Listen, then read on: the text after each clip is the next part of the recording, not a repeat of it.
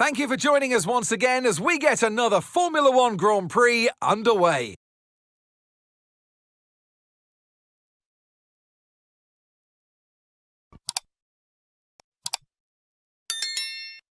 So we're back here in Losail, and this is the track map. 3.34 miles, 16 turns, and just one DRS zone out of turn 16. It's already a fast and flowing track after all. There's a good overtaking opportunity with DRS, though, through the long straight and into turn 1.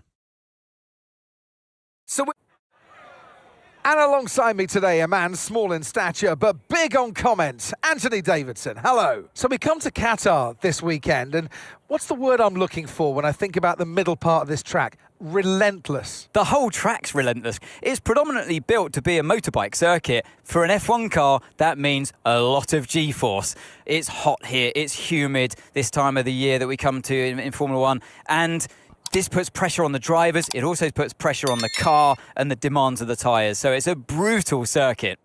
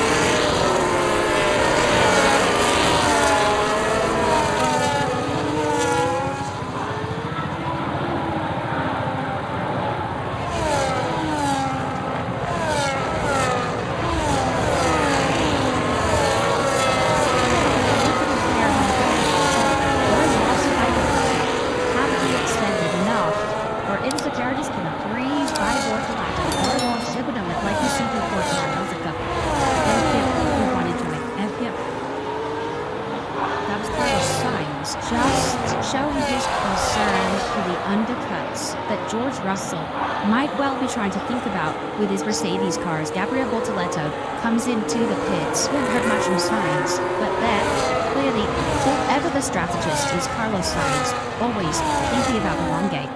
But I feel like that's what Williams signed him for, isn't it? You know, a driver who's used to running the top three, not overawed by the position he's in, able to make calm, considered calls from the cockpit in terms of the strategy that he thinks they should be doing, because he's been there at Ferrari. So he's doing exactly what they signed him up for. He's at a top year.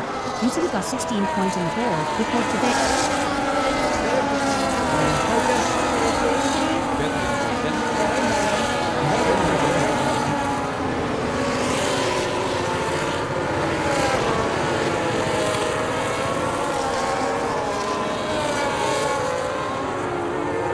you go, and a massive snap above his dead through 50. So, to the end of the lap, here comes Fernando Alonso, 2:03.2. Now, Yes, absolutely used tyres. There's Alex Albon just being passed by Lando Norris. Alex Albon has also had a lap time for Lisa, which is why he's down the bottom in the FD centre time. Lando Norris will cross the line, goes fifth fastest. So what will be the start-up? Will it be around about a 1:21.1? If it is, Lando Norris needs to find a little bit of pace. This track will warm up as this session goes on. Antonelli now goes fourth fastest. We're on board with his teammate George Russell in his front row. All the sprints qualifying, and he goes to the top of the standings. We've got three drivers within a tenth of a second of each other currently, and Austin Piastri now making his way towards the line to go fastest overall by a tenth an hour from George Russell. Assumes that Norris has some kind of adventure out there because our second place is not running his full potential. Talking of adventures, Yeah, it was quite Drago warm. Colapinto into the gravel. The Alpines with the two slowest cars. First other seats may happen. The two slowest cars and full rest for qualifying. Yeah, Well, when if you Max- sort if of Max support is it still on in the those chat- curbs, it just shows three in the car. We're seeing it then on the Ferrari. You're sitting on the floor, and it just shakes your mind, to be honest. That's what yeah. Me sorprendió bastante que pudiéramos luchar en Q3. Estoy muy contento con el octavo lugar. Conseguimos 2 puntos. So 18 minutes, so Q1, and we've got 11 and a half Right then, minutes here we to are go. for Alex Albon needs to time Qatar on the board. GP Here he comes to the qualifying. line now, and that time only takes him 12 fastest, but I dare say he took quite a bit of life out of those tyres when he went wide. Portoletto next to cross the line. He timed the Nico Eichelberg and left the piece. The qualifying head-to-head this season. Goes 7th fastest, but I'll keep reminding you of a 5-place penalty coming his way after this session. Talking after this session, the pit lane incident involving Alex Albon is going to be investigated by the stewards. Weber all turned on track. So Norris is hit it then. He'll have a new set of tyres on and come up a very necessary second attempt. Esteban Ocon's the next one to the lap time deleted. There's quite a few drivers throughout this weekend have been exceeding track limits. So Esteban Ocon now relegated into the bottom 5. We lose the bottom 5 after that time went missing. Right, Lance Stroll's 9th fastest. Teammate Fernando Alonso was 3rd on the grid here for Alpine in 2021. He was 4th on the grid for the sprints earlier today. He goes 2nd fastest with this lap. He is absolutely rigging every single tenth of a second out of that Aston Martin. They come to qualify this weekend. Yeah, and it's attacking up and Fernando with the second attempt on these new tyres, and then it paid off for him. So the wide turn or running turn one. Had to be by himself. Minimise the angle of this corner. And of course you've got to carry as much risk, and you will be pushing the track limit all the time. Otherwise, there's no point being out there. And also carrying so much speed that if you do get it slightly wrong by a meter, nothing to do about it. You've already moved back to your second speed. 29.7 for the first sector for Charles Leclerc. That's about bang on the money as he tries to lift himself as far away from the bottom 5 as he can. And Bernie Collins has got some news for us from the pit wall. Yes, well, Joe's got up a bit actually on Marty's point about Norris if the stay from his yard was thing to be in 37. You don't want to handle the tire as soon as you put it on. You want to just ease into it. If you can give it an easier life in terms of, if you can give it just a nice gradual build-up in the first couple of laps, it'll pay dividends for the rest of the stint. You got then hammer it straight away. You will hit the cliff and drop off. It is extensive. He's lost time pit, and his team of request. They have a D. They really do attack that pit entry. Agile World and has got his Championships in a row. I'm sure we'll be getting involved. They're trying to sort out whatever the issue is with Ika Hulkenberg currently. Isaac Hadjar has gone fastest in the middle centre. Certainly one to watch out for. They hit a racing ball that looks very adept around these 3.6 miles. We're on board with that racing ball that goes quickest overall by just over a tenth of a second from Oscar Piastri. That's tracking up brand new tyres, and unsurprisingly declared too. So whilst Ferrari a little bit better with that, that is on fresh tyres, so it's been flattered to an extent. Ferrari then still need a lot of work to do. Hamilton's out there now. 176 starts for Pierre Gasly this weekend. That equals Graham Hill on the all-time list, and it's worth mentioning as this is the day of the 50th anniversary of the passing of that great driver. And much thanks and love to the Hill family on this 50th anniversary. Pierre Gasly going second fastest overall for Alpine. You can see they used the script.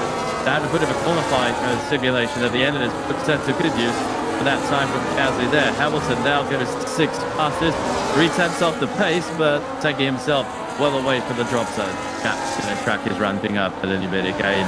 There's been a Formula 2 race since we had the sprint in Formula 1. And that has changed the surface, just changed the grip level, the different tyres of that Formula. Lots of drivers, as we said, exceeding track limits. That's the man Alcon that we just saw. Kimi Billy almost having the same trade there. The wind dusting around, the wind's dropped down a little bit since the sprint, but it's very easy to rock by it here. Yeah, Frantinelli though, it was the skid box sort of protecting the front wing end fences, for example. Unlike this Alpine, which is scratching along the ground underneath, but it's more the extremities that were touching the ground. Lopizzo currently the slowest driver, the only car on the grid that actually has to the points, whoever's driven it during the course of 2025, bit check to it, or Franco Colapizzo.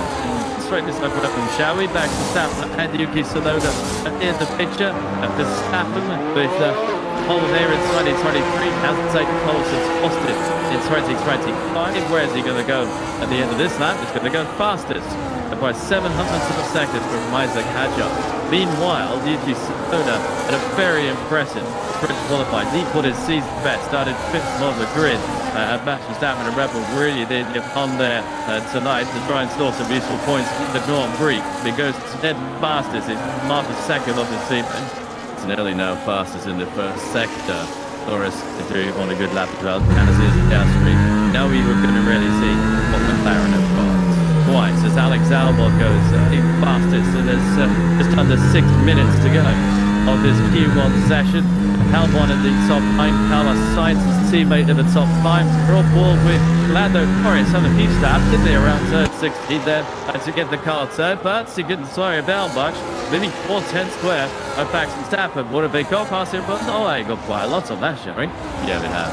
Similar Piastri's got up in answer to that, and finally them hearing what Max is saying about is that the heavily changed car and still not entirely happy with the downshift.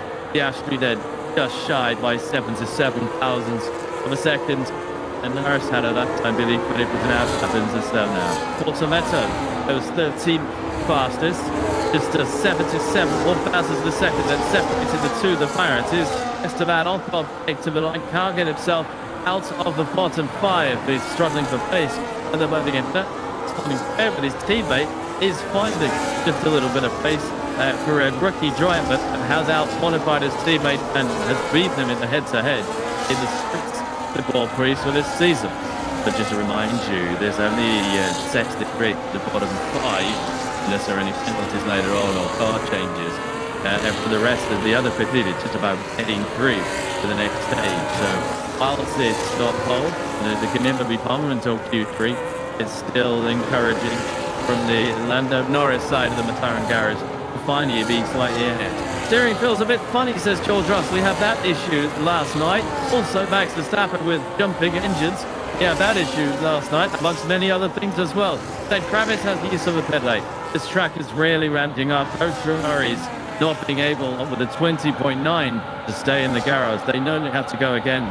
Hamilton and Leclerc just left. Now the racing calls as well. They've been able to go out. You remember yesterday when Oscar Piastri said he thought there was a 119 in there somewhere. Yeah, I didn't imagine we'd get that in Q1. Oh, you know what? That would be something 10 if we could last year, by the way. Ponsa was around smacking 485. Bingung mau nulis apa? Ya, gampang di Canva. Tulis captionnya, klik tulisan ajaib. Pilih gaya bahasanya. Wah, segampang itu.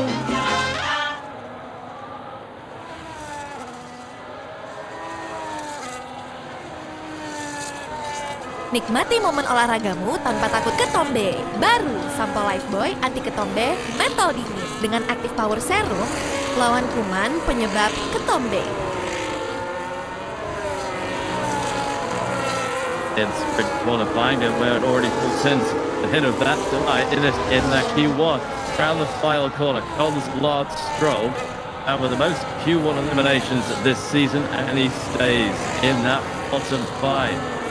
Once again, Lard Stroll just not looking out the perfect lap when it comes to the crunching qualifying. There's not one more chance at all lap, and then a push lap to try and lift himself into that top 15. Alonso's on a personal best as he tries to make it into the top 10. Well, who knows who's safe? Right about a 120, 120.3, I think is definitely safe. Other than that passing, you're going to be stressing a bit. Really led me to speed round about. They clearly off the throttle from 12 through to 16. And again, well inside the top 10 for Fernando Alonso. So 120.5 for Fernando Alonso. It's just 5 1,000 of a second clear of Isaac Qatar. Focus on Charles Leclerc, shall we? And see how that Ferrari is handling around this track. See the cars, it finished their lap really slowing down. Cars coming up, hits, and ran into the turf, and anything happened there. Ran into the side of him and completely unsighted. James Bones. The next projected knockout time, well, 20.7, Russell one is a couple of tenths. So if you are in the 120.5, you might feel you've done this one. If you're Isaac Hadger downwards, then you're going to need to find a little bit more pace. So we've got to focus on those Ferraris here. Goodness, for the first time in a sprint race, those cars, since Monza 2021, where some of the top 3 that scored. Now back in those days, but it was a friction sprint race for them. And a lot of work to do to put it right for the Grand Prix itself. Reading very close to the ground. Gemma on Epic Water.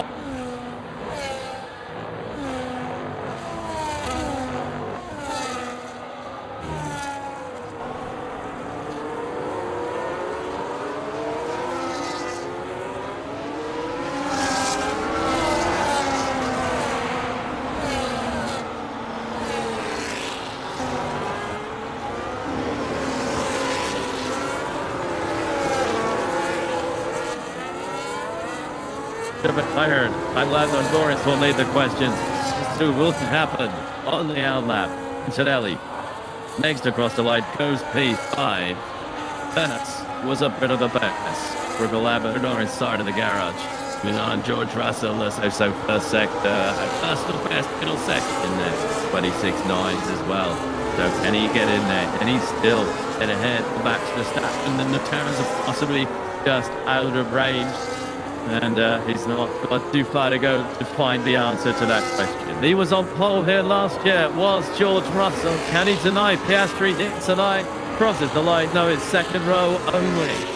And wow, what a dramatic end to qualifying, where Lando Norris didn't get a chance for a second flying lap.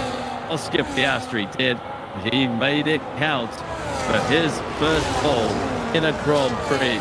Since Zandvoort back in August. Wow. That's key. That's very important. So Norris on the right-hand side of the grid, 30 side of the grid, and his car's nemesis, Max Verstappen alongside him, George Russell right behind him. That is going to be pretty feisty down into the first corner tomorrow. Doesn't look very happy at all, Lando Norris.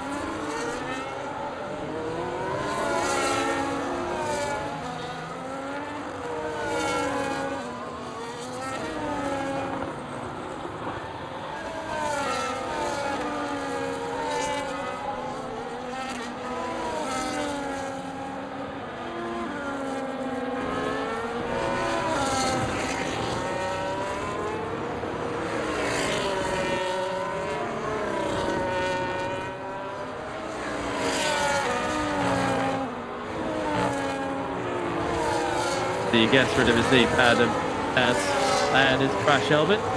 So there's a ring in it. Yep, you've got it. Just as you keyed up, just get higher position. Plug buses.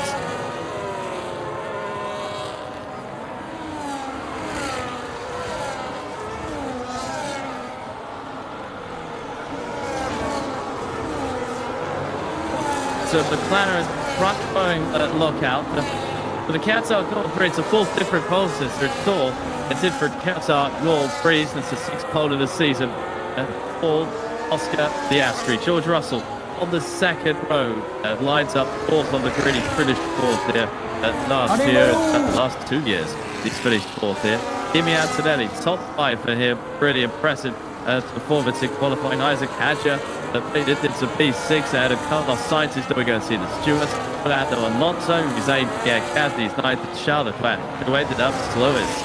The 10 drivers in the final part of qualifying. Out-qualified by a driver starting for the team, last place in the championship. Absolutely, yeah, we did do that. Lando Norris, he backed off because he wanted some space to George Russell. George Russell then didn't attack the next lap. He was doing 2 more lap laps. No letting gone over there.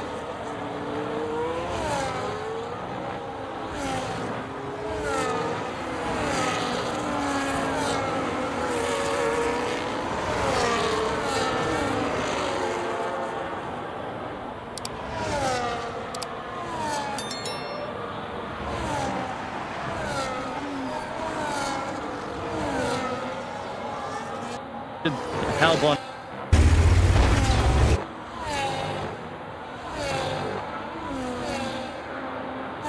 Carlos Sainz, his teammate in the top 5. They're on board with Lando Norris. Had a few stops, didn't they, around turn 16 there to get the car turned, but he didn't slow him down much. Maybe 4/10 square of Max Verstappen. What have they got past him? But no, I got quite a lot on that showing.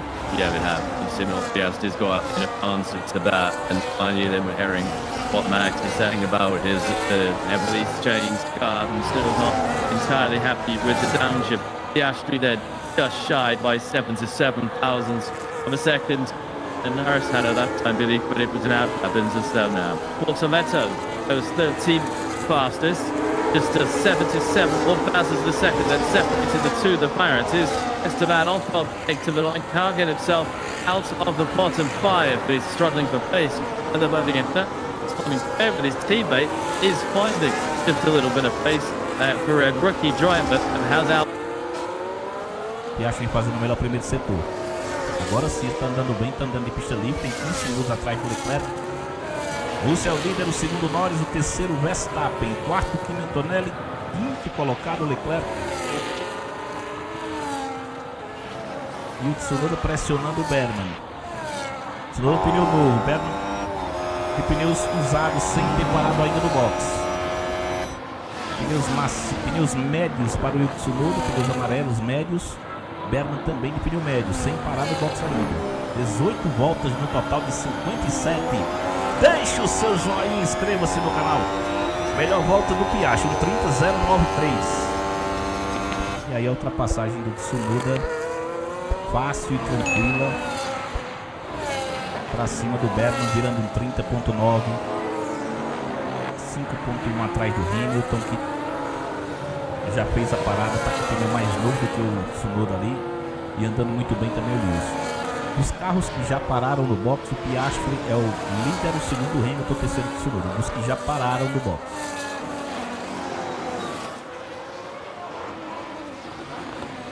A diferença cai ali do Russell para o Piastri para 28.3 agora. Hamilton chega no Alexander Albon também. Agora há pouco foi o Piastri, né? E o Russell parando no box, o líder, com o Verstappen. Norris assume a liderança, né? O Russell vai parando, a equipe Mercedes para no box. Libera ali, a Mercedes vai saindo. E aí vamos ver, né? Pneu branco para ele. Verstappen de pneu macio, Max. Pneu macio, Max Verstappen. Russell de pneu branco. Pneus brancos para o George Russell. Volta número 19 no total de 57.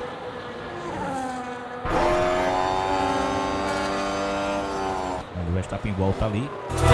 Do Hamilton. Aí o Lando Norris vai ter que se mexer logo.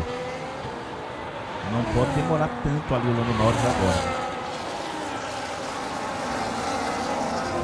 Piastri está à frente do Verstappen e à frente do Hamilton. Dos carros que fizeram a parada, agora o Russell lidera com 4 segundos, ponto 2 de vantagem. E deve ser assim. Oh iya, a parada tadi ya. aí do Tadi Norris tuh vai ser masalahnya agora lihat e o belakang, Norris vai voltar aí jalannya pra- tuh- atrás do Russell. Aí é o carro do George Russell que vem na liderança, pneu branco. Parou o Norris. McLaren do Norris parando. Aí o Antonelli vai assumir ali se não parar também. E o Leclerc na sequência. O Antonelli também vem para parada, hein?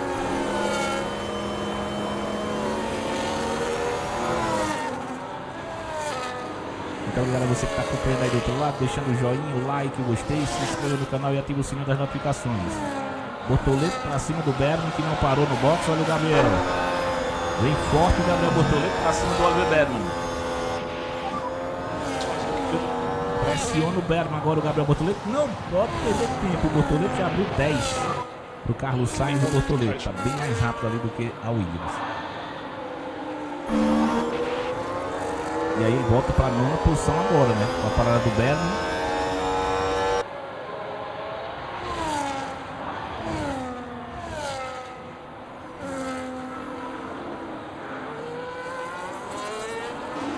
Nona posição para o Gabriel Bortoleto, consegue ali ganhar a posição do Berman, que vai entrando no box, vai parando, vai colocar pneu branco ali o Oliver Berman.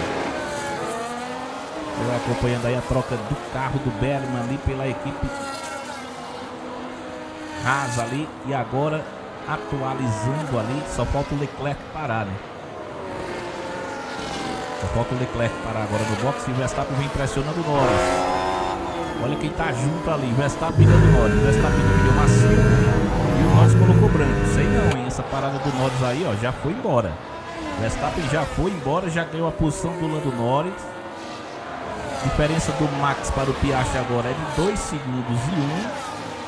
E a tendência é o Max chegar muito fácil no Piastri e também no Russell. O Russell é de pneu branco também, viu? Verstappen vem pra cima do Piastri e do Russell. O Leclerc ali não conta, né? O Leclerc está na liderança que não parou ainda. Verstappen 1:29.758, melhor volta para ele. Aqui no F1 Manager. 1:29.758 parou o nono, o Bortoleto, e o 10º, Carlos Sainz. O Bortoleto já parou. À frente dele ali, todos os pilotos já fizeram a parada, menos o Leclerc, que é o líder. Verstappen já chegou ali no carro do Piastri, vem para a ultrapassagem para cima do Piastri também. Com pneus macios contra pneus duros da McLaren. E obviamente lá na frente, né, o Verstappen vai parar mais cedo, vai ter que colocar um pneu mais lento. E as McLarens podem colocar pneus mais rápidos. E aí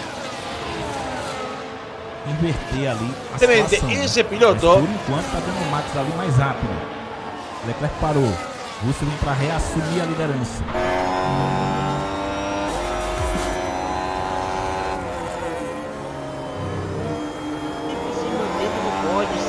mantendo ali em cima da liderança, sempre Russell agora é o mantendo a líder, Piastri o regularidade. segundo, Verstappen em terceira Desde o posição, início. depois o Norris.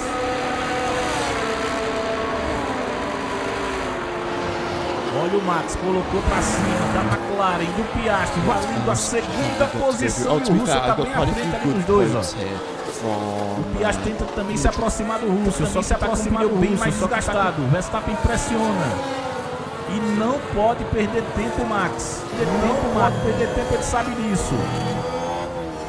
Porque se o Max perder tempo aí atrás do Piastri, acaba o pneu dele, né? E aí ele não chega no Russell. E é tudo que o Russell quer. É que o Verstappen fica aí atrás. E se o Russell deixar o Piastri chegar um pouquinho nele, aí atrapalha mais ainda a vida do Max. Pode ser que aconteça isso também, ó. Lá vem Max, pressionando.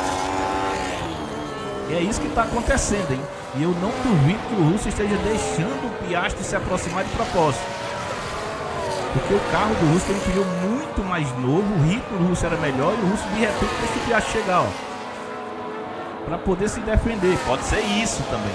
Ou o Piastri está com um ritmo muito forte. Chegou no Russell agora. Fica ruim pro Verstappen. E aí o Norris vem lá atrás ali na quarta posição. Também pode se aproximar o Lando Norris. Terceira posição para o Max Verstappen. Piastri é o segundo e vem para cima do George Russell. Começou a ficar boa a corrida agora, hein? He Carlos is smart enough to know he's not going to race Russell at this point. The gap's 2.8 seconds. He just need to focus on this and when he come back in. Yeah, so I was just gonna say that it's a very crucial loss for Lando Norris there. And one of the reason why is because he's right behind the Losail, but he couldn't overtake Losail the entire first stint on 7 tires. And now he's back, Losail. Get up in the foot. Hamilton e assume a quinta posição, Kimi Antonelli. Olha o Russell. Piastri's really turned things around. Indeed, he has. In fact, there is. I've got an image here of Oscar Piastri. What was I? Where's it gone? Absolute cinema. Piastri has topped every single session this weekend, and well, as of right now, it is looking absolute cinema for Oscar Piastri. But is it too late? That is the question. He has been doing fantastic. You know, if you look at the first two-thirds of the season, Piastri has been performing very, very consistently, very well, and the final third of the season, where we approach tracks that are much more street circuit-like and they're a little bit more bumpy, they haven't got as much grip as standard racetracks have got, then Oscar Piastri starts to struggle. We saw in Las Vegas he was struggling, in Baku he was struggling, and that's what Andrea Stella, the sort of McLaren sort of technical guy, was saying that Piastri is really good at these high grip, high downforce tracks where the surface is very smooth, but when it gets bumpy, when it's like a street circuit, Oscar Piastri is not that good compared to Lando Norris. But of course you've got to understand that in the world of Formula 2 and Formula 3, the drivers are racing at purpose-built racetracks, so Piastri has got far more experience at purpose-built racetracks throughout his junior career, and then in Formula 1 you go to the street circuits like Singapore, you go to street circuits like Vegas, like Baku, and that makes it a big sort of learning curve, and he's still clearly got some more improvement left to go. But let's run through a few more things. We've got Max Verstappen saying when asked about starting P3 in Qatar, he says, no, it's more annoying for the people next to me because I have nothing to lose. And the best way to describe that is, I am not in danger because I am the danger. So we'll see how Max does and what he does going in towards turn number 1. However, I have a feeling that Max is going to send it because at the end of the day, he has got nothing to lose compared to everyone else who has got something to do. Oscar Piastri is fighting quite hard for this championship. And we'll sort of see how that goes. There's another quote here. Lewis Hamilton. Where's it gone? Oh, wrong way. There we go. Pierre Gasly came up to Lewis Hamilton after qualifying. After the sprint race, and said, "Yo, you look so bad." And Lewis Hamilton was like, "Yeah, I know. No shit, Sherlock." That's essentially what he said. Which is, well, you can see Hamilton looks totally deflated and depressed at the end of this season, and he's just hoping for the next season to start. Alright, I think we'll be getting the race data coming through. In fact, yes, there we go. We've got the race data coming through. 57 laps of racing here, folks. I'll be covering the tyre strategy and stuff like that as we get closer to the start of the race. Max needs to pull a reaction time of 0.04 on Valtteri Bottas and start with the softs. Folks, that is something that I am going to sort of talk through, and there is a very good idea of I've come up with this idea, right? I've cooked pretty hard. I think I have at least. So I'll let you know of the strategy that I've come up with. 50,000 fine for the language. Oh no, yeah, the FIA is going to come after me for swearing. But no, I try to keep swearing to a minimum on the streams, but I think on this occasion it was a little bit warranted with the way that Lewis Hamilton was feeling. This is a piece of gravel, folks. Not the most exciting thing in the world, but essentially what has been going on is a lot of talk about the gravel traps. Are they dangerous? Are they not? This is probably one of the biggest pieces of gravels in the trap itself. Most of them are a little bit smaller, but I have a feeling that in the next years or the coming years, the FIA are going to have sort of stricter rules on how big this gravel can be, because yes, if it's this big, this sharp, then there may be some problems for the drivers, could be causing severe sort of damage to the tyres, could result in a puncture. Another thing what I want to talk about is Oscar Piastri. So we saw him lead from the start of the sprint race, right? Not a single lock-up, not a single big snap of oversteer. It was all pretty much perfect for Oscar Piastri during the sprint race. That was a 19-lap sprint race, okay? And no pits, he didn't come into the pits, just used the exact same set of tyres for the whole race. And he said at the end of the sprint race, he was starting to feel vibrations through this car, and he was feeling vibrations in the steering wheel because of the tyres wearing out in an uneven way. But essentially, normally when you feel vibrations in the car, it's because you lock up, and once you lock up, it means that your tyre that is normally round, one section of it skids along the ground, and that section becomes a little bit more flat, and the rest of the tyre remains perfectly circular. And what results is, you have a flat section to your circular tyre, and that's what causes the vibrations. But Oscar Piastri didn't even lock up. But after 19 laps of this on the same set of medium tyres for yesterday's race, he was starting to feel vibrations in the car, which isn't a positive sign. And, we'll see how the tyres play out for today's race. Any alternatives for gravel? Yeah, you could replace it with sand, I'm not sure. I guess it also depends on the sand could be really sharp and obviously then cause more damage. And then the problem with sand is that if it does get kicked up, it will get kicked up into the intakes of the cars following behind, and then you do not want sand going into an engine, because that is just a recipe for trouble. Why not use tomatoes instead of gravel? That's a pretty good idea. You also, if you drive over the tomatoes, it's nice and slippery, and the drivers lose a lot of lap time there. The tomatoes, I'm sure, will be pretty cold as well, so that will reduce tyre temperature, hence causing them to lose even more time. But at that point, you could just have a puddle of water. You could just have a puddle of water that constantly gets refilled just on the right side of the curb.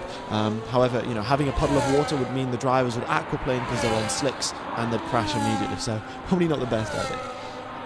New definition of sandbagging, of course. Yeah, that's not also probably not the best way to go about it. Having sand on the edge of the circuit. I think grass might be all right. Banana peels, also a good suggestion. I think I'll write an email to the FIA suggesting all of these different things. How about a sausage curb? Sausage curbs are all right. However, the problem is with the sausage curbs is if the drivers hit them at an incorrect angle, they can be launched up into the air, which we have seen happen in the past in Monza and in Austria as well. And essentially, you do not want a Formula 1 car going airborne. It's a recipe for trouble. So that's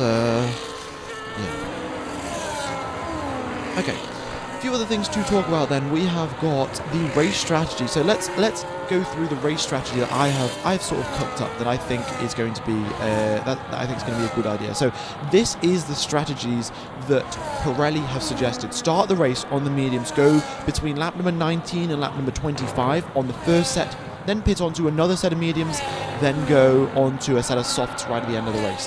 Which, while I think that is a good idea, it's what could be even better. So let's consider, right, you are Charles Leclerc, you're in 10th position for the start of the race, and you're starting on the dirty side of the grid as well, which makes it even harder to make some overtakes in toward turns number 1, and you might even lose a position. Fernando Alonso is also quite annoyed that he qualified in 8th position. He would have been happier to qualify in 9th, because he's now on the dirty side of the grid, and he was essentially saying in an interview that, because he's on the dirty side of the grid now, it's pretty much guaranteed he's going to lose the position, which is not ideal, not what you want to see happening not what you want to hear from the drivers, essentially.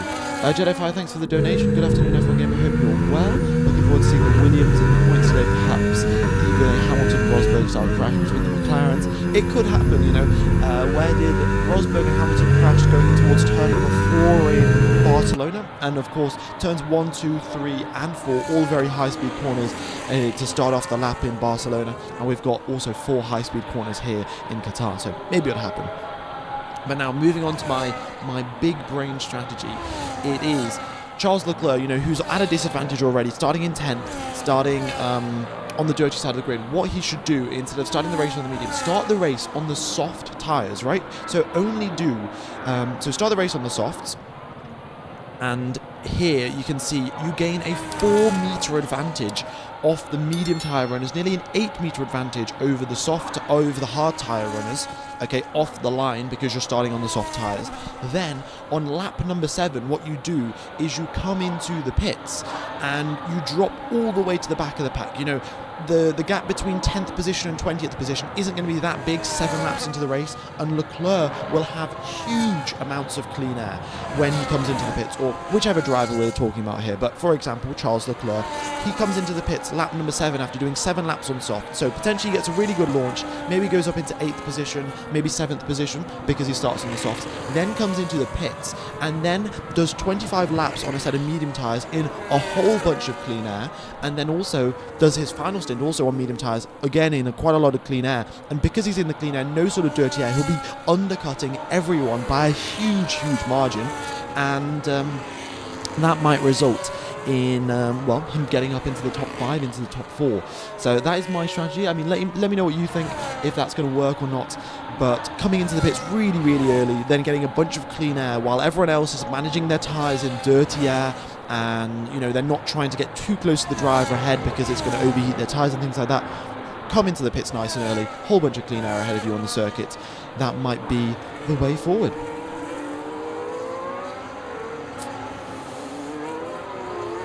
Is the dirty side or the side with the least rubber? Indeed it is. So the drivers with even numbers, so number 2nd position, 4th position, 6th position, they're on the right hand side of the grid, and that part isn't rubbered in, and the left hand side of the track is rubbered in. So that is, that's essentially the idea in terms of the dirty air and the clean air. This strategy wins the race. Someone else thinks it's a small brain strategy. Who knows? I don't know if Ferrari could cook that up. So let's see. I think someone else will. I think one of the drivers, especially towards the back of the pack, I think Tsunoda really hasn't got much to lose in this situation. Why not try out that strategy? Okay. Let's run through the rest of the graphics that I have got here. What was I talking about? I think that's all of them. Yeah, that's most of them. We have got a 26-second pit stop loss time. So as you can see there at the top of the screen, the drivers will lose 26 seconds coming into the... why is it not zooming out? They'll lose 26 seconds when they come into the pits. Will be guaranteed a 2-stop as well. All right. F1 Gamer, do you know how the sprint and quali Max's old power unit are now going the new power unit from Brazil? Okay, I didn't know that, but the drivers are well within their right to do that switch between power units depending on what the session is looking like. So Max, of course, he found it very difficult to overtake in the sprint race. So putting on a new power unit, getting a little bit, an extra 2-3 kilometers per hour will definitely help him out in trying to make some overtakes. So we'll see how that works out for him. Okay. Is the race timer correct? Yes, it is. The race is starting in 14 minutes time. What is dirty air? The dirty air is essentially it's just turbulent air that comes off the car that you're following, and that makes your downforce levels a little bit worse, and that's why we call it dirty air, because it slows you down. Why is it 26 seconds instead of 22? It's just that the pit lane here in Qatar is quite long. You can see here it starts very early on in the straight and then ends right at the end of the straight as well. So it's quite the long pit lane, and that's why it takes an extra few seconds to drive through.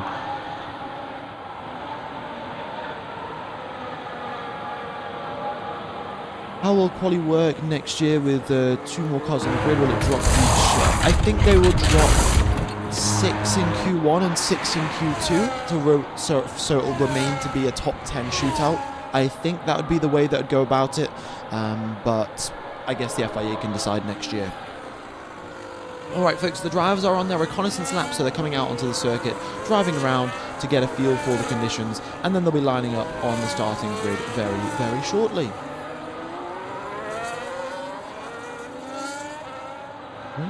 Brilliant. Does the DRS compensate for the dirty air? Normally it does compensate for the dirty air. However, here in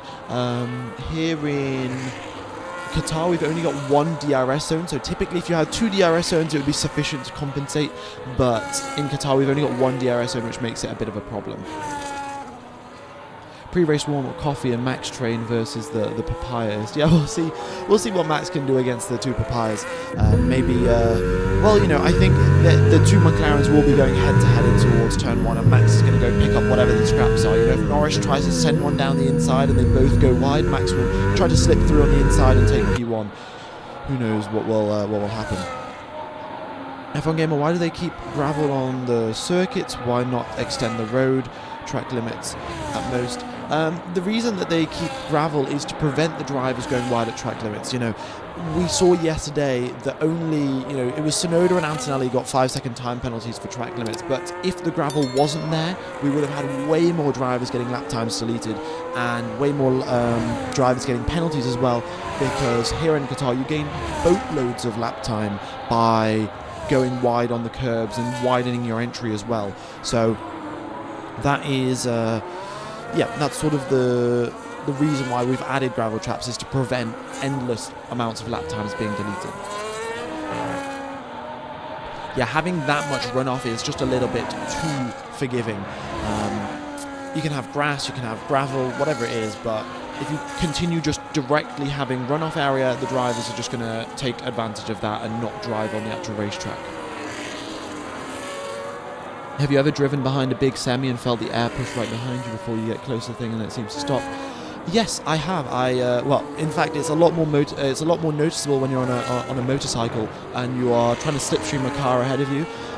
So I was doing that, and yeah, it's very much noticeable. If you are, you know, about 1 or 2 car lengths back from a car and you're on a motorcycle slipstreaming them, your front wheels start wobbling a little bit, like it feels a little bit unsteady, but if you're tucked right in behind the car, it feels nice and smooth. So that's essentially what dirty air is, if any of you guys have experienced that. What's going on with Lewis? Did Ferrari mess up the strategy, or what are they doing, researching for next year's instead of upgrading? Well, Ferrari, I don't even know. Folks, I do have a question to ask you. Is it more embarrassing for Lewis Hamilton, the performances that are going on, or is it more embarrassing for the Ferrari team? Because, I mean, it's an all-round just terrible show from Ferrari, but which driver or which person is it worse for? Is it worse for Hamilton? Is it worse for the team of Ferrari as a whole?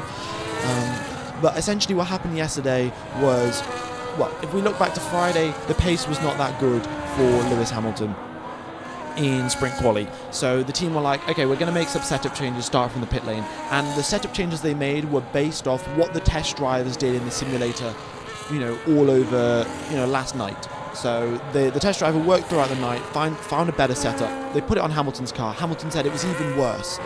So firstly, that indicates that their simulator must be terrible, or their test driver has no idea how to drive a car.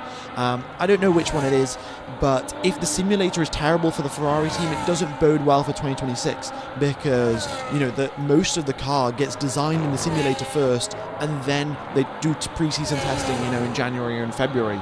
And if their simulator is wrong for the 2025 car, well, how is it going to be correct for the 2026 car? So there's that. And yeah, essentially what Hamilton has been saying is that they get snap oversteer, and that's what happened to Charles Leclerc. If you were watching his quali lap, or his spin that he had at turn number 15 during quali, he turned into the corner. He has nearly 2 tons of downforce squeezing the car into the ground, and still the Ferrari just snaps. It loses all of its rear grip suddenly, and then the car just snaps like this, and Leclerc barely kept it out the barriers.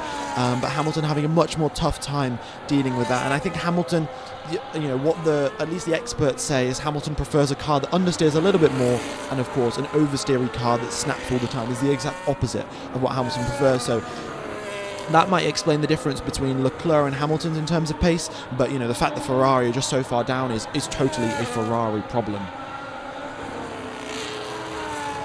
Right, Orphan 1910, thanks for the donation. Prediction: contact between the two McLarens turn 1, not enough for a DNF, but enough that they need to pit lap 1, needing to get through the whole grid. If they pit lap 1, that means they will have to do 3 pit stops, folks. It is because you have to do, your stint has to be 25 laps long at a maximum. So if they pit lap 1, or any driver pits lap number 1, they will have to do 3 pit stops, which will be catastrophic for their race, because you lose 26 seconds in the pit lane. Not the normal 22, not 21, 23, 26, which is just brutal. F1 Gamer, any chance you may commentate on other motorsports as well, MotoGP or Rally? I would love to commentate on other motorsports as well. However, you know, I haven't got all of the knowledge or the expertise to commentate on that. You know, I know a lot about Formula 1, which makes it easier to commentate. I don't know that much about rallying, so, but you know, if I got more time on my hands right now, of course, I'm doing an engineering degree, which occupies most of my time. But if there was a situation where I didn't have an engineering degree to do and had a lot more time on my hands, then that would be something that I'm really interested in doing. Can they do a one-stop medium and hard? They theoretically could, but the rules dictated by Pirelli, because Pirelli are worried about the tyres getting a puncture, the tyres failing because of all of the high-speed corners in Qatar. Pirelli have said maximum 25 laps you can do on a set of tyres during the race. You cannot do more than 25, and if you do, you'll be getting disqualified, or whatever the rules say. So. Yeah, so the teams could, you know, Piastri could do a one-stop if he was driving really slowly and he could make the tyres last, but the rules say you're not allowed to do that. They are only reconning the circuit. Yes, folks, they are they're driving around the pit lane, they're driving through the pit lane, driving around the circuit, getting a feel for the grip levels. Of course, the temperature is slightly different. We're at 29 degrees Celsius, so different to what they were doing in quali yesterday, and they're just getting ready for, well, going racing. Do you think Lando will be able to win the championship today? With the way that Piastri has been going this weekend, I think it's not that likely. Piastri has just been an absolute rocket ship this weekend, and Norris is also starting on the dirty side of the grid, which makes it very difficult for him to make an overtake. And in fact, Norris will probably be looking in his mirrors to check what Max Verstappen is doing, more than looking forward to see if he can overtake Oscar Piastri. So I think we are going to have the championship go down to the wire in Abu Dhabi. Okay, ads off. The ads are off, folks. I've blocked all of the adverts. I think you get one advert when you click on the live stream right at the start, but I think everyone else hasn't been getting any adverts. At least I've been blocking them as much as I can, but I don't know what YouTube's doing. YouTube did send me an email about some advert changes, but I don't think most people are getting adverts. You can take the chat off from the right side of the screen. Indeed, I will. Once we get close to the start of the race, I'll move my webcam up to the top, and then so you guys can read the radios.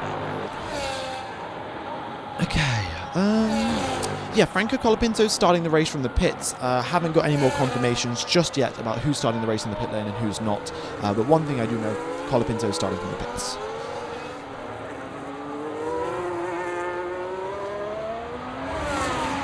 Okay, Lando wins the race and he'll be champion no matter what. That is correct, folks. If Lando wins and Piastri can come second, he can come 10th, or whatever it is, it doesn't matter. If Norris wins the title. What degree are you doing in engineering? And mechanical engineering, folks. Mechanical. Yeah. Okay. Are the laps counted by the laps done on tyres? No, it is the laps counted in the race itself. So you could do 5 laps in sprint quali and then do another 25 laps in the race. That would be fine. However, the thing is, all of the teams, every single driver from first position to 20th position has got 2 fresh sets of mediums. They've also got 1 fresh set of hard, and some of the drivers have got some fresh sets of soft tyres. So I don't suspect anyone will be using used tyres unless they're out on the softs. In that case, of course, they may be doing, they'll be starting the race on the soft or going right at the end on the soft, but everyone has got 2 fresh sets of mediums and also 1 fresh set of hard, so it'll be fresh tyres for the majority of this race. F1 Gamer is third, more of an advantage, like second. Well, the thing is, it's not that big of a... Okay, wait, let's see. So going in towards turn number 1, you've got a 370 meter run. So where pole position is, going in towards turn 1, there is 370 meters in between who has into the braking zone, which means that third position probably is about equal as P2. Like, P2 will start 8 meters up the road, however they will get a worse start because they're on the dirty side of the grid, and then with the slipstream taken into account of the 370 meters go in towards the braking zone of turn number 1, P2 and P3 will be about level, so yeah, that's at least what I think. How many laps have they done before the race? They can do as many laps as they want, but the pit lane exit has been closed. So folks, just to confirm, Franco Colapinto is the only driver that is starting the race in the pit lane. Everyone else is starting the race on the normal track from the grid positions. Is 2 pit stops mandatory, or are 2 tyre changes necessary? Aren't they the same thing? 2 pit stops and 2 tyre changes? Yeah. What is your expectation? Norris wins the championship, or both McLarens crash and Max wins? I suspect, my predictions are that after the first round of pit stops, whatever the order is, it is probably going to stay similar, unless it's a safety car or anything like that. I didn't know about McLaren's contact really, because this is essentially Lando Norris's championship to lose. Like, if we look at the standings here, you can see 396 points for Norris. He's 22 ahead of Oscar Piastri. So even if Lando Norris comes in second position, Piastri comes P1, that 22 points gap goes down to 15, which would still require Piastri to win the race and then Norris to come down in like 5th position, I think, or 6th position for Piastri to win the title in Abu Dhabi. So this is very much Norris's championship to lose, so I don't think he'll be taking risks, whereas Verstappen and Piastri know that, you know, they've got to give it absolutely everything, and they need a bit of luck on their side as well to win the title. For that reason, I don't think the McLarens will collide. However, I think Verstappen and Norris may have an incident, shall we say. Thanks for the donation there, Ayush. Norris's papaya rules, of course, yes. Papaya rules is the rule is essentially don't crash into your teammate. Yeah. The race hasn't started yet. No, folks, the race is starting in 27 minutes. Folks, the race is on ORF, O for Oscar, R for Race, F for Ferrari, if you connect to an Austrian VPN server.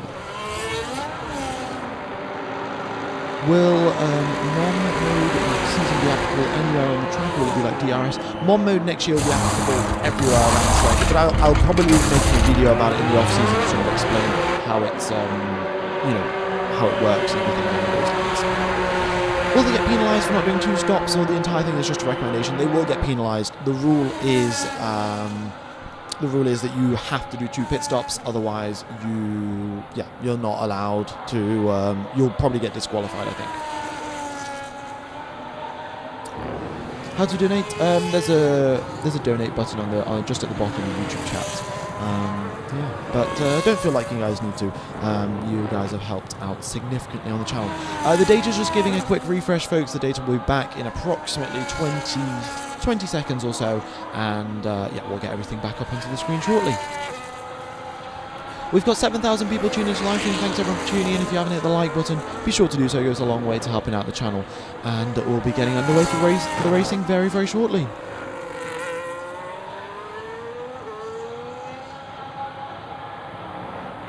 Okay, brilliant. Can you broadcast a turn-on action for just this race? No, I mean, I would get copyrighted, and then that would also lead for me not being able to stream for Abu Dhabi, so absolutely not. Right, everyone has 1 fresh and 1 medium. No, everyone has 2 fresh mediums and 1 fresh hard tyres. That is the tyre situation as of right now. Norris punts Max and gets disqualified. Piastri wins. We shall see how it goes. There are so many different combinations of what happens in towards turn number 1. It is very, very unpredictable. Yeah. But one thing I would like to tell you guys, so in fact, let's go for an onboard lap and I'll just show you what I'm about to talk about. So in towards turn number 1, here we go. Okay, let's get rid of the YouTube chat for now.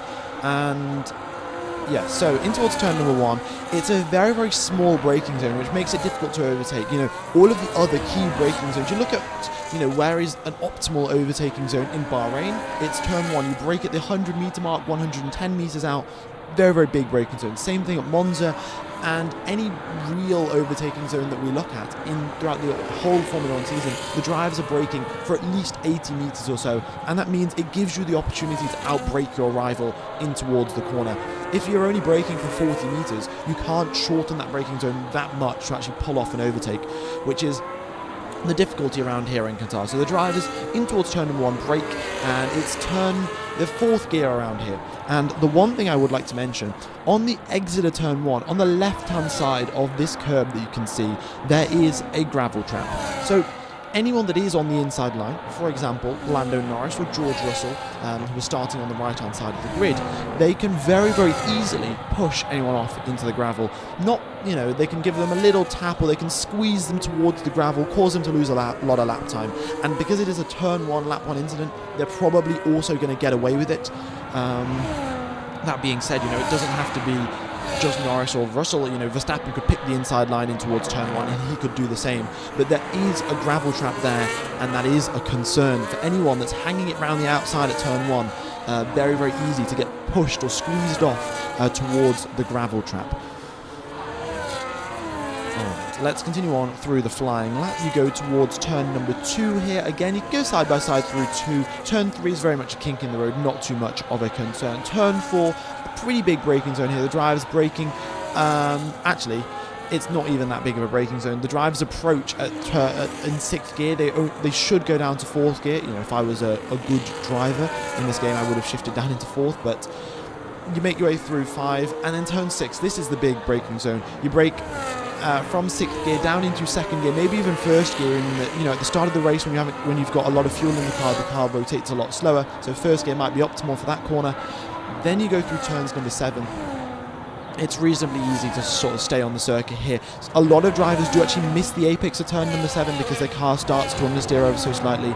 We saw it with Hamilton, we saw it with Alonso, but yeah, they make their way through, and the apex of turn number 7 again isn't that big of a concern in the grand scheme of things. Turn number 10, this is the corner where Yuki Tsunoda exceeded track limits 4 laps in a row and got a penalty. So this is where it is, and there is no gravel trap here on the right hand side, so the drivers drift, you know, an extra car width to the right hand side, and they exceed track limits, and no sort of consequences apart from getting a lap time deleted and then getting a penalty. So Tsunoda will be very wary not to do that one again. And then you, of course, you get on the power on the exit at turn number 10. There is a gravel trap there, but all of the drivers avoid that. And then you go through 12, 13 and 14. The front left tyre is screaming through this sequence of corners. It is just so much load on the front left, and it just causes loads of problems for the drivers. And that's the other thing, it causes vibrations in their tyres, even if they haven't locked up. Piastri was encountering vibrations after 19 laps on the same set of tyres, which is, yeah, a bit concerning for the folks down at Pirelli. They do not want to see any tyre failures. You know, just imagine you're approaching turn number 12, you're going at 100 and I think it's 140, 150 miles per hour as you turn in, and you get a front left tyre failure. Like, you just go flying off into the barriers through no fault of your own because Pirelli's tyres were not built for this circuit. Yeah. It's not great. And then, of course, the final corner. We see a lot of drivers actually drift wide here because they compromise. They try to go too hard in for the entry, and then they compromise their exit.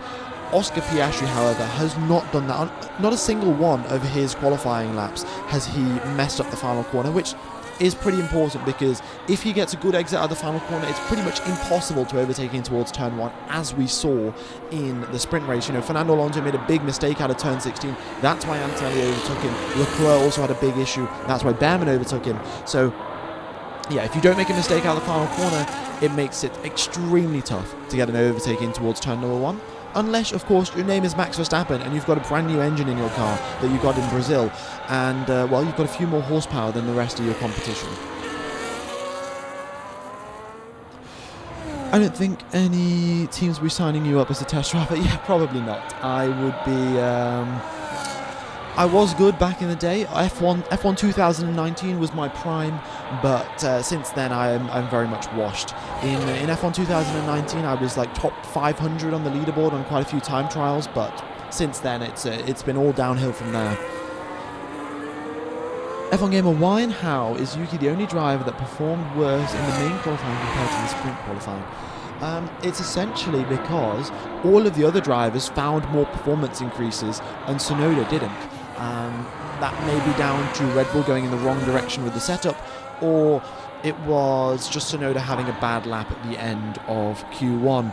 But yeah, all of the other teams, or well, the exception of maybe Ferrari, found a little bit more performance. You know, Fernando Alonso did a little bit worse, and I think the sort of outcome of that is that in sprint qualifying, Fernando Alonso had the pace because their setup was perfect, or it was close enough for Fernando Alonso to deal with, and all of the other teams didn't have their setup absolutely perfect. And after they did the sprint race, the teams figured out, oh, we need to change these 3 things, the setup will be good. And that's what Carlos Sainz did. He asked the team to go for an experimental setup that, you know, the team weren't really comfortable with going, but Sainz was like, trust me on this one, guys, I think this is going to work. And it did. Carlos Sainz improved, 7th position for him, and well, that's what the knowledge and the expertise of these experienced drivers bring to you. Of course, Fernando Alonso just had the great, amazing setup from the get-go, and that's what helped him out so much. Carlos Sainz took, you know, an extra sprint race to work that one out, but yeah, Yuki Tsunoda unable to find more performance in the car. And to be honest, you know, the difference between pole position and down in 20th wasn't all that big. It's a fraction of milliseconds that Tsunoda got knocked out by in Q1. So there you go. It's a bit difficult to work it out. Can you show us the pit stop strategies? Indeed, I shall, folks. Here we go. Where is it? The pit stop strategies are: start the race on the mediums, then go onto a second stint on the mediums, and finish the race off on the softs. That is the best way forward if you've got reasonably low tyre wear. And of course, the final stint on the soft tyres as well will be on super low fuel, so the drivers can attack. My strategy, so the F1 Gamer strategy, if you're starting in the midfield and want to make up a bunch of places via an undercut, would be strategy number 1, but reversed. So you start the race on the softs. Admittedly, you know, you've got all of that fuel, which is going to cause the tyre wear to be quite a bit. But you know, you pit on lap number 7, then you do 25 laps on the first set of mediums, 25 laps on the second set of mediums, and then you'll complete 57 laps of racing. Yeah, that is essentially what I think would be a good idea if you're in the midfield, because you'll just be sat in dirty air. We saw this yesterday. Who was it? I think Behrman was causing a big DRS train. It was Behrman, then Leclerc and Lawson and a few other drivers. In this big old DRS train, all of their tyres overheating because they're sat in each other's dirty air. And yeah, if you pit early, get out the dirty air, in a bunch of clean air for yourself, it might work out. Okay, where do you find the strategies? I think Pirelli released them on their news website every sort of before the start of the race. A few other things to run through. We've got a new, 8,000 people tuning into live stream. Thanks all for tuning in. Hope you guys are enjoying the coverage. We are 16 minutes away from the start of the race getting going very, very shortly for some racing here. Okay, yeah, Hamilton Hamilton wasn't pleased at the end of the sprint. In fact, Pierre Gasly came over to him and said, your car looks terrible, and Hamilton agreed with him, which is not ideal for the Ferrari team. And it's just been, Hamilton wants this season to finish, and to be honest, we're finishing in 7 days. I can't really imagine what's going on, but in 7 days' time, folks, the Formula 1 season is over.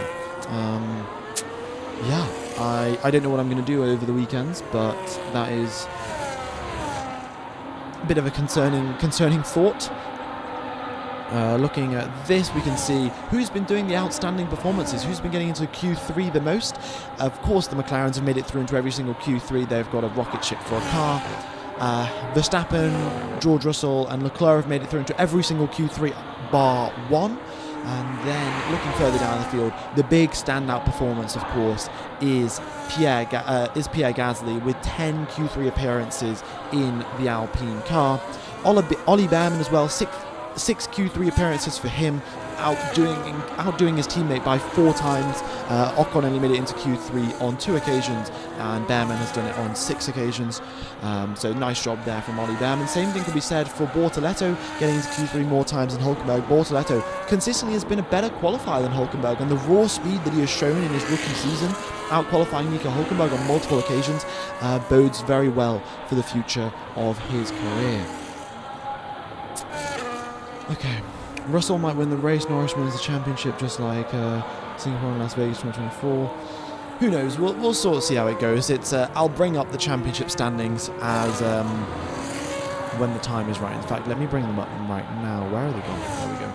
Okay, so we'll have the championship standings up, and we'll see how it works out. Yeah, folks, if you haven't hit the like button, be sure to do so. It goes a long way to helping out the channel. If you haven't subscribed, be sure to do that. And we're not too far away from the start of the race. If you do have any predictions, then be sure to let me know. Why are the 2026 regulations looking bad? Apparently, it involves when the cars have been driven in the simulator, the drivers have been having to do a lot of energy management and battery management, rather than, sort of flat out racing, which makes it, just sort of less appealing, isn't it? We may see some drivers just get overtaken because, one driver has to charge up their battery again and another driver's deploying their battery, whereas we'd much rather see drivers just overtake on pure pace.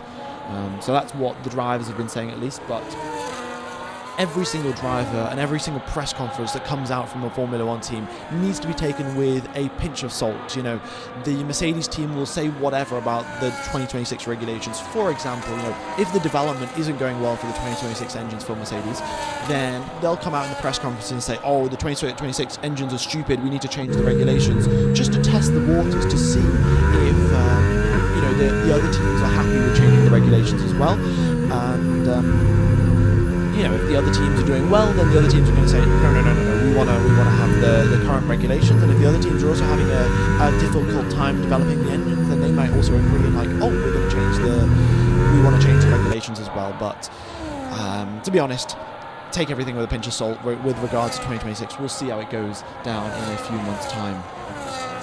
There's a few other things, on paper, of course, it looks good. We're going to have slightly lighter cars, slightly smaller cars, and there are a few steps in the right direction, a few steps backwards as well. We'll see how it turns out later on. Okay, what else have we got to look at? Yeah, Charles Leclerc just saying that he had to take a stupid amount of risk in every single corner in Q3 to try and get P8 or P9, and he said at the end his final Q3 lap was a good lap, but the car just had nothing more to give. And essentially, as I was saying a little bit earlier on, the Ferrari really having issues with snap oversteer, snap understeer, snap oversteer, sorry. And the way to sort of resolve the snap oversteer is to give the car a whole bunch of understeer, which just makes it a whole lot slower.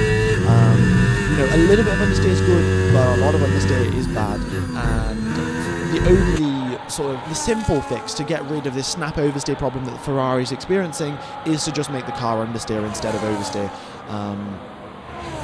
I think that's what Ferrari did, and that has ruined their pace for the weekend. But to be honest, there's 7 days left. The mechanics will be very happy to put whatever setup they can for the car and just go home and rest for 2 months. It's been a very long year for them, and they've been, also this weekend, we look back 1 week and the time zone in Las Vegas was -8 hours. Right now in Qatar it's +3. There's an 11-hour time shift, and all of the mechanics and race engineers have had to adapt to an 11-hour time zone shift in the space of about 3 or 4 days. And also that doesn't help with the tiredness and the difficulty of this ultra-long Formula 1 season. Right. yeah, I'll run through the tyre options again. This is just a quick photo of how big some of the gravel, the pieces of gravel are in at the circuit. It has caused damage in the past. We've seen Verstappen get damage to his floor because he drove over the gravel. You can get damage on your tyres as well because the gravel can have quite the big impact.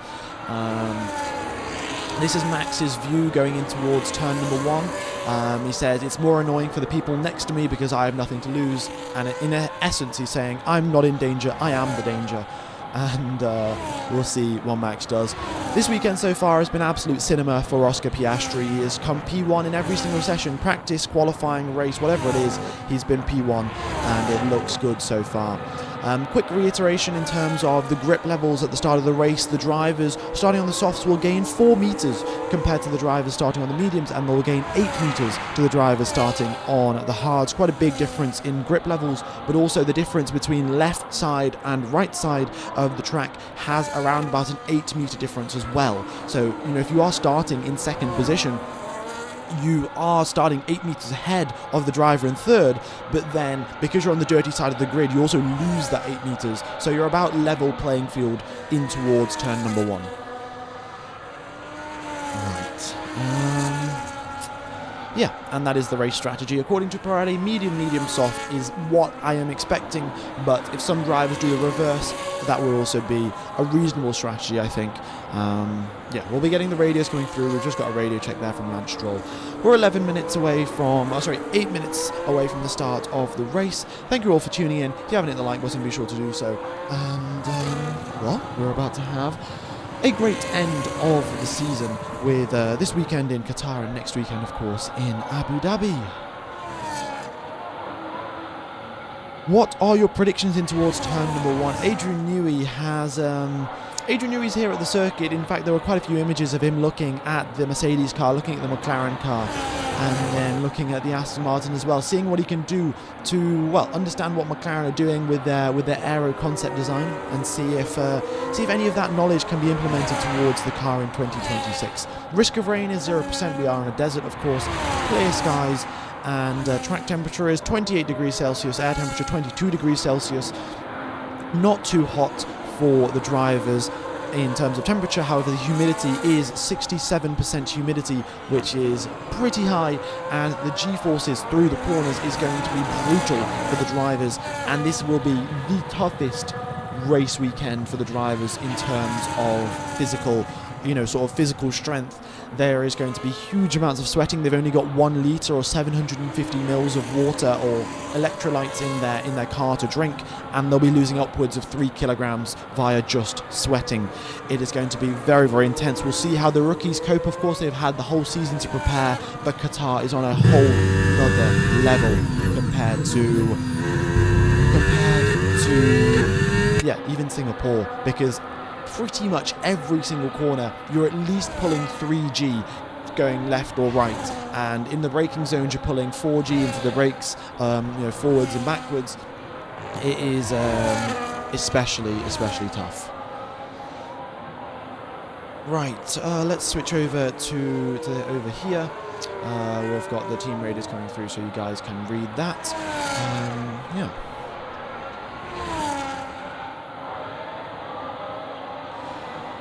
Let's see, what else are we going on? Since it's hard to overtake here, would the pit stop play to help with undercuts and gain positions?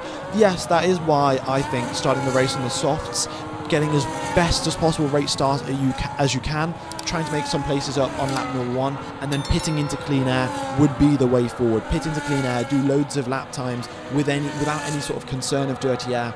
That would be, I think, the ideal strategy. You can undercut loads of people because they're all sat in dirty air, conserving their tyres, worrying about overheating, while you've got a clean track ahead of you to push as hard as you want. So the other thing is it's a 26-second loss in pit stop time. So what that results in is... you'll see probably the drivers in the middle of the grid. If they pit on lap 7, they'll be able to come out in a bunch of clean air, and maybe George Russell and Antonelli in 4th and 5th position. Also, if they pit, they might come out in clean air as well. And also the pit stop loss time. If it's a safety car, the drivers lose 16 seconds in the pit lane. So it's a 10-second time advantage that you gain by pitting under the safety car or a virtual safety car. So very, very helpful, of course. We'll see if the safety car does get deployed. 5 minutes and 23 seconds till we get underway for the formation lap, folks. What time is it now? It is race time, ladies and gentlemen. That is exactly what it is.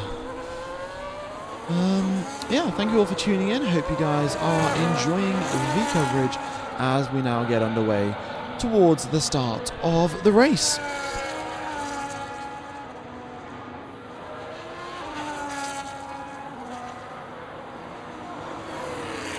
Ooh.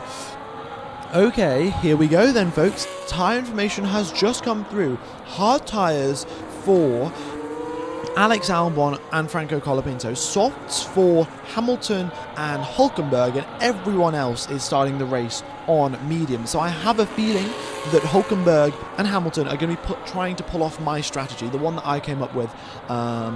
We'll see if that works out for them. And everyone else is doing Pirelli recommended strategy. Start on the mediums, then onto the mediums again, and then maybe onto the softs towards the end of the race. Okay. Again, the other thing I'm going to quickly run through, where's the flying lap of the circuit? Here we go. Okay, so the thing that I wanted to mention is, as you go down the straight, the drivers with odd numbers are on the left-hand side of the grid. You can see here the left-hand side is way more rubbered in. It's a little bit darker, and that has got way more grip than the right-hand side. Alonso, I think, Russell and Toto Wolff were all saying that being on the wrong side of the grid is catastrophic, and it's really, really unfortunate for the drivers that are on the wrong side of the grid. So odd numbers means the drivers are on the clean side, even numbers means they're on the dirty side, and well, we'll see how that works for the race starts. Left-hand side of the grid for the odd numbers, right-hand side for the even numbers, but of course the even number drivers will be on the inside line in towards turn 1. There's 370 metres between the pole position slot where Oscar Piastri is and of course the braking zone down in towards turn number 1, and we'll see, well, who's latest on the brakes, and in those 370 metres can someone slipstream past and make a overtake. Folks, the race this weekend is on ORF, so O for Oscar, R for race, F for Ferrari. If you Google that while connected to an Austrian VPN, you can watch the Formula 1 coverage. There's a link in the description to Surfshark VPN and you'll be able to watch it that way. We've got 2,000 likes. Thanks everyone for tuning in. If you haven't hit the like button, be sure to do so. We are about to get underway for the penultimate race of the season. 3 minutes now, well, even 2 minutes and 30 seconds till the formation lap. Okie dokes, here we go. Yeah.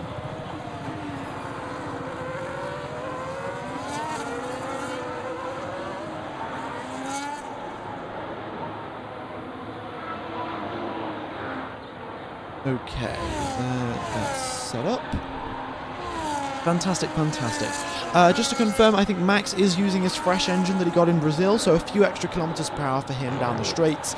And, well, Piastri and Norris, of course, running the same power units that they have been all season long. And further down the field, well, in fact, let's start from the bottom, we'll work our way upward. So we've got Franco Colapinto starting from the pit lane after making some setup changes. He wasn't particularly happy with the car in quali, so more setup changes for Colapinto, and we'll see what he can do from the pit lane. Gabriel Bortoleto in 19th position, not an ideal qualifying for him. He couldn't really make it through, and a bit unfortunate for the Brazilian driver. Lance Stroll in 18th position, not ideal. He's 10 positions back from his teammate, but clearly didn't have the pace, and Alonso does. Is that really a surprise? Not so much. Hamilton in 17th position, not a fantastic weekend in any stretch of the imagination, not a fantastic season as well, but he's on the soft. He's going to probably pit on lap number 7 and then do 2 stints on the mediums to go to the end of the race. He'll be in the clean air, maybe that'll help him out. Who knows how it works for the Ferrari team. Esteban Ocon in 16th position, getting out qualified by his rookie teammate yet again. We'll see what the Haas team can do in 2026 with that Ferrari power unit. Yuki Tsunoda in 15th position. The things have gone, he's had his highlight of the season, to be honest, the day before in sprint quali, where he outqualified Max Verstappen, and that was it. That was the top 10 moments, and that's the only moment, in fact, for Yuki Tsunoda for at his time at Red Bull, where he outqualified Max Verstappen, and apart from that, the season's been going pretty badly for him, and the rumours are that Tsunoda has lost his seat already. But I guess if he can help out Max Verstappen win the title, if he holds up Piastri and Norris, then maybe those things will change. Alex Albon starting the race on a set of hard tyres for the Williams team. He'll be going for the alternate strategy and trying to go as long as he can. Maybe a safety car helping him out with the pit stops as well, and we'll see how that works out for him. He, of course, did not pick an experimental setup and got eliminated by very fine margins at the end of Q2. Carlos Sainz did take an experimental setup, and, well, he performed quite well. The formation lap is underway, folks, and we've got the drivers making their way around, warming up their tyres, warming up the gearbox, clutch, all of the engine oils, and we'll be going racing very, very shortly. Then we have got now, where was I? I was talking about Alex Albon. Behrman in 13th position, nice quali from him, but couldn't make it into Q3. The Haas just not that quick this weekend. Liam Lawson getting out qualified by his teammate yet again. He's had a pretty good rookie season, but Hadjar's has just been so much better. Nico Hülkenberg in 11th place, nice job from him. Starting on the soft, I suspect he'll be doing a similar strategy to Lewis Hamilton, pitting on lap number 7. Then we have got Charles Leclerc on the medium tyres. We'll see how he performs. And yeah, the Ferrari said there's no more pace left in it. And yeah, don't expect much as a Ferrari fan. The Ferrari cycle is very much at its we are so over phase, or it's so over phase. Pierre Gasly has got into Q3 for the 10th time this season, and I don't know how he does it in the Alpine that is an absolute tractor. 22 points throughout the entire season, every single one of them scored by Pierre Gasly. He's done an incredible job, and hopefully next year, with that Mercedes power unit in the Alpine team, things can turn around for him. Fernando Alonso in 8th position, great job from him. Not as good as sprint quali, but all of the other teams managed to find a bit more performance, and the Aston Martin didn't have much more to give. Carlos Sainz with an experimental setup with the Williams team. He said that he told the teams to trust him, and the team did trust him, and it worked out very, very nicely. 7th place for the Spaniard. Isaac Hadjar, great quali for him, best of the rest, 6th position in the Racing Bull, and well, the case looked stronger and stronger for Isaac Hadjar to be demoted from the Racing Bulls team up to Red Bull. George Russell, Kimi Antonelli, 4th and 5th position for them. Russell starting on the dirty side of the grid, Antonelli starting on the clean side. Max Verstappen in 3rd position. It's now or never for Max to win this world title. He's got to do something crazy's got to happen if Verstappen's going to win this one, because he is now 25 points back from Lando Norris in the world title. And Lando Norris is in 2nd place on the dirty side of the grid with Oscar Piastri in P1. Starting on the left-hand side, on the clean side of the grid, and what a domination we've had from him, absolute cinema. P1 in every single session we've had this weekend, and well, he'll be looking to do the same. We'll be even looking for a Grand Slam. Let me just put on screen over the 30,000 people tuning into live stream, very much is appreciated, folks. Thank you all for tuning in, and we are about to go racing for the penultimate race of the season here in Qatar. Here we go, boogity boogity boogie boys, let's go racing! 57 laps, 2 pit stops, and, well, one very exciting championship that is about to be decided. Franco Colapinto pulls into the pit lane. We've got the final few drivers coming in towards the back of the grid, and well, here we go. Lewis Hamilton, Gabriel Bortoleto, Lance Stroll are approaching the grid. It is the medium tyres for the top 10. Then we've got Hülkenberg and Hamilton taking a risk on the softs, and Albon and Colapinto starting the race on the hards. But we've got the medical car approach the back of the grid. We have got the green flag waving at the back, and it is 1, 2, 3, 4, 5 lights. And it is lights out, and away we go. Good start for Piastri. He cuts across. Max Verstappen is side by side with Lando Norris immediately, and going in towards turn number 1, swoops round the outside of Norris. It's Oscar Piastri P1, Max Verstappen P2, Lando Norris P3. Antonelli stays in 4th position. Sainz gets ahead of George Russell after Russell was on the dirty side of the grid. Fernando Alonso up 1 position as well. Hamilton up 2 positions on those soft tyres. Good start from him, and Piastri leads the way. This is it, ladies and gentlemen. Piastri has got the next 4 kilometres to break DRS and drive off into the sunset. Can he do it? Or will Max Verstappen be able to stay within DRS range? Ocon gets an overtake done on Tsunoda, and we've got some more moves going down the inside there. It looks like Pierre Gasly has just got ahead of Charles Leclerc, just staying ahead of Charles Leclerc. But as the drivers go through turn number 10, Oscar Piastri 1.2 seconds ahead of Max Verstappen. Purple sector 2, of course, as he makes his way through the middle, as he makes his way now through sector number 3. And Lando Norris is trying to stay within DRS range of Max Verstappen. Verstappen has nearly already lost. It's not nearly already lost it. He has already lost DRS to Oscar Piastri. And Piastri is doing the repeat of yesterday. He's doing exactly what he needs to do. No mistakes on lap number 1. And off into the distance he goes. Does Lando Norris get DRS? Is he close enough? It's 1.1 seconds as a gap. Or Antonelli is putting pressure on Lando Norris. In fact, Norris, instead of looking forward, he's looking back in his mirrors. Antonelli is gaining. DRS has been enabled now. DRS has been enabled, and on the next occasion, as they pass through the DRS section point here, just through turn number 15, we'll see who gets DRS and who doesn't. Hulkenberg gets ahead of Charles Leclerc. The soft tyres working very nicely for Nico Hulkenberg, and the biggest gainers, Lewis Hamilton up 3 positions off the start of the race. Purple sector 1 for Piastri, 2 tenths slower is Verstappen, 4 tenths slower is Lando Norris. And Antonelli is putting a whole lot of pressure on the British driver who is leading the championship. Okay, well, here we go, folks. Here we go. Great start for Piastri, and it already looks like he is a lead ahead of Max Verstappen. Within 1 lap, he has pulled out a 1.6 second gap. Through sector number 2, again, a 10th quicker. Norris gets the same second sector time as Max Verstappen, but here they are, approaching turn number 15. This is the critical corner. Will Antonelli get DRS on Norris, or will he not? Through the DRS section point, Antonelli does get DRS on Lando Norris. 8 tenths is the gap. They've both got the Mercedes power unit. Will Antonelli be able to get past as they head towards turn number 1? The braking zone is very, very small. It's only 40 to 50 meters of braking. Antonelli's got the flap open, and he's a little bit too far back to overtake Lando Norris on this occasion. We'll see what he can do on lap number 2. A few more drivers at the back, and we've got Pierre Gasly defending against Nico Hulkenberg, tooth and nail. Hulkenberg on the softs, so much more pace. There's something sparking away, I think, under Pierre Gasly's car. I don't know, is that? Yeah, are you guys seeing that as well? There's something going on underneath Pierre Gasly's car. Something is sparking away, and he's hanging on for dear life here. Nico Hulkenberg on the softs, practically pushing him through some of these corners. Further up the field, 1.7 seconds, 1.8 seconds. Antonelli is holding Norris very honest, though. And Russell, unfortunately, dropped down into 7th after losing 3 positions off the race start.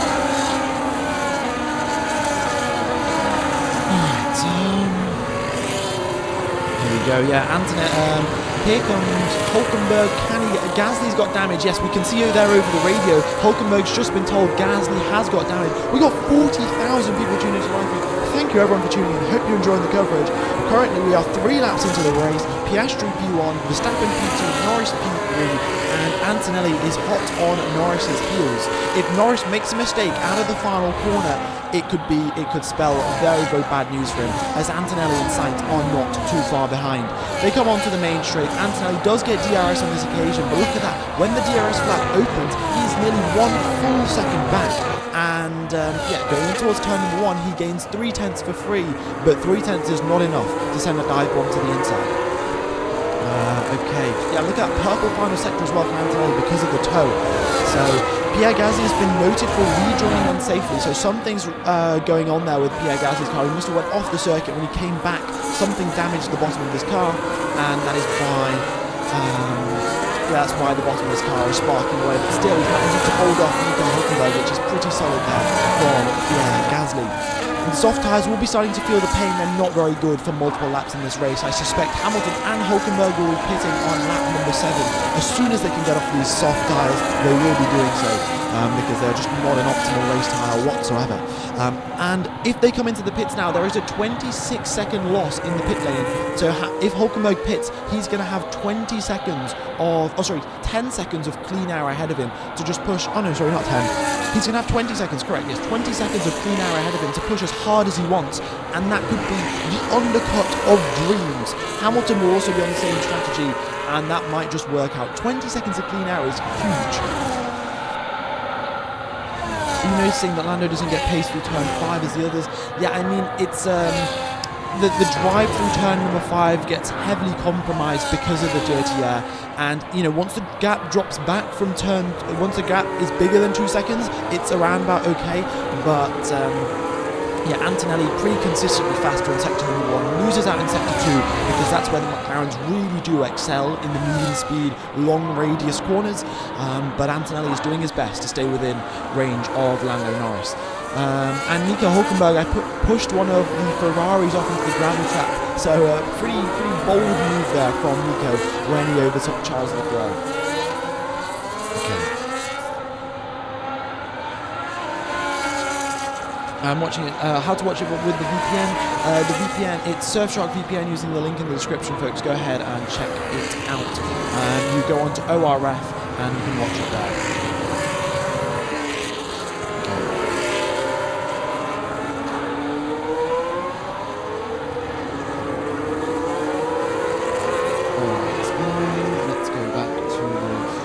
Okay, so that's a purple first sector for Oscar Piastri, now 2 seconds clear of Max Verstappen, and Antonelli has dropped out of DRS range. George Russell is the only driver with DRS in the top 8, and Hulkenberg is doing his best now to get ahead of Gasly, but he just really can't. We're on lap number 6 of the race, and on the following lap, I suspect the soft tires. Max Verstappen, fastest lap of the race. He is only half a tenth quicker than Piastri on that previous lap. But regardless, he is the fastest lap of the race. Shows Verstappen has very good pace, but of course that is when he is 2 seconds back from Piastri and he's not sucking the dirty air. Gasly got a black and white flag for rejoining unsafely, so not ideal there. Also, Tsunoda's already got a lap time deleted for exceeding track limits at turn 10. Has he not learned his lesson? He did it 4 times in a row in the sprint race, got a 5-second time penalty, and he's now done it again.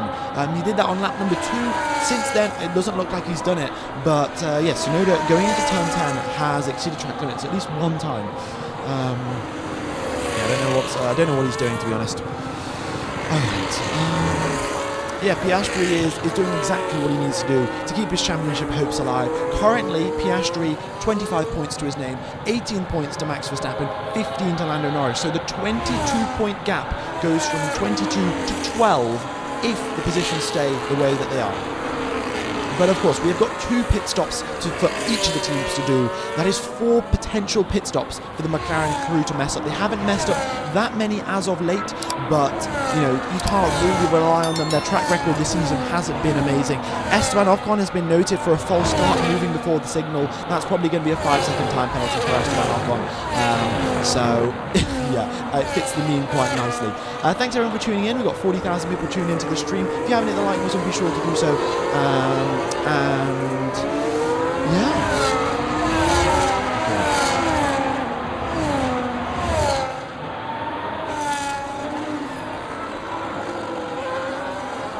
Here we go then. Purple final sector there for Lando Norris, and Nico Hulkenberg into the pits as expected. And there's a yellow flag. Wait, yellow flag as Hulkenberg stopped. Hulkenberg has gone off into the puncture for Hulkenberg. What? That's a wait. Let me rewind. What's going on? That's a safety car coming out, folks. Hamilton is going to get a free pit. Loads of drivers are going to come into the pits. But Hulkenberg beached in the gravel. Has he just got a tyre failure immediately? Gasly's car there's another puncture. What is going on? Is that Colapinto or is that Gasly? I don't know. But one of the Alpines has got damage to one of their tyres. The Pirelli tyres are failing here in Qatar. And Hulkenberg, did he come into the pits? No, Hulkenberg didn't come into the pits. After 6 laps, the Pirelli soft tyres failed.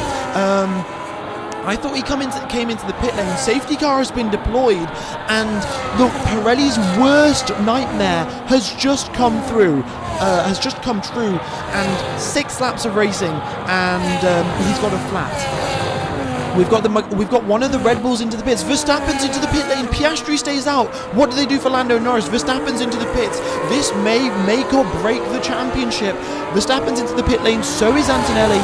And we've got a few more drivers coming in as well. Folks, you gain 10 seconds for free if you come into the pit lane right now. 10 seconds for free. Because it's normally you lose 26 seconds if you come into the pit lane, and if you come into the pit lane on a safety car or virtual safety car conditions, you only lose 16 seconds. So pretty much every single driver, apart from Piastri, Norris and Ocon, have come into the pits. What have McLaren done? I have no idea if this was the right call. Actually, it probably was the wrong call for Norris and Piastri to stay out. But why have they done that? What? Because you're getting a free pit stop. It's 10 seconds for free to get in the pit lane. Like, fresh, it's fresh tyres for Max Verstappen, fresh set of medium tyres. So he'll be doing 25 laps on these, and then on lap 32, lap 32, he'll be coming into the pits again for a set of hards to go to the end of the race. That will be the strategy. I don't know what is going on there. Like, I mean, Hannah Schmidt has done a very good job, very quick. It's just like immediately they had a tiny little margin. They said yes. And if Verstappen came into the pits, it's not like, you know, maybe Piastri was already ahead of the pit, the safety car line, or like the pit entry when the safety car got deployed. I don't think that was the case. But even then, you know, you could give benefit of the doubt to Piastri. But if Norris was behind Verstappen, he should have come into the pit lane. No questions asked. Just to confirm, Ocon does get a 5-second time penalty for moving for jump starting the race, and Piastri. Oh, okay. So this is what happened. Sorry, not Piastri. Gasly has contact with Hülkenberg.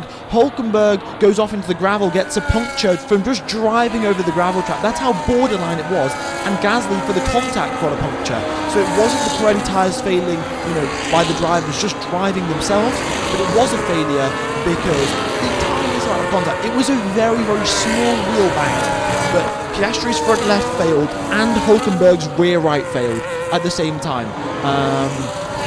That is very, very sketchy, to be honest. Imagine a tiny... Wait, Ocon's come into the pits and still Piastri and Norris continue. So Ocon, who didn't come into the pit lane because I suspect Behrman and Ocon were too close onto the track for them to double stack them into the thing. They pit Ocon on the next lap to still get their pit stops done. But now, what the thing is now, if Piastri and Norris come into the pits, they go dead last. So they have cooked it. They have cooked it. Everyone is going to pit on lap number 32. That is correct, folks. Pretty much everyone's going to pit lap 31 and 32, which makes it a little bit boring in a way, because we know that there are 25 laps on this set of tyres, 25 laps on their second set of tyres, or their third set of tyres, shall we put it. But what are McLaren doing? They have thrown this... they genuinely have... well, let's not speak too early, but... they have thrown away a free 10 seconds that they could have gained via coming into the pits. Is that correct? I mean, if I'm missing something, then do let me know. But you lose 26 seconds if you pit under green flag conditions. You lose only 16 if you pit under the safety car.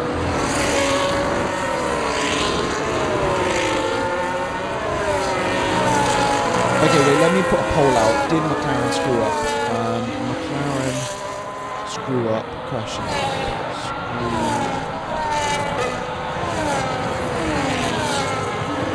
Okay, well, safety car's out, and they're going to pick up Nico Hülkenberg's car pretty soon, and then we should be going racing in the next couple of laps. Track has been declared clear, so where Nico Hülkenberg's car was, that is, the car is no longer there. The tractor that was picking it up has now moved off the circuit, so the track has been declared clear. So I suspect next lap we will probably have the safety car coming in, not on this lap, next lap, so lap number 10.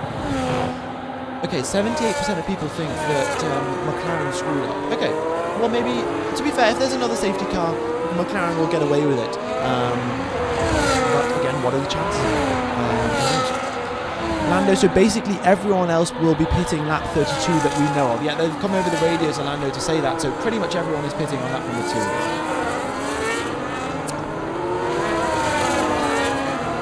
Pitting on lap number 2, pitting on lap number 32, and they'll have 2 pit stops remaining. McLaren, look, all of these other drivers have got 1 pit stop remaining. Both of the McLaren drivers have got 2 pit stops remaining. Like, how does that make any sense? They're going to have to gain 26 seconds via like pushing all of this. Unless McLaren have some super secret plan, trademark, I can't see how they'd benefit from taking a full pit stop over a safety car pit stop. Yeah, it doesn't, like, let's say it's green flags right till the end of the race.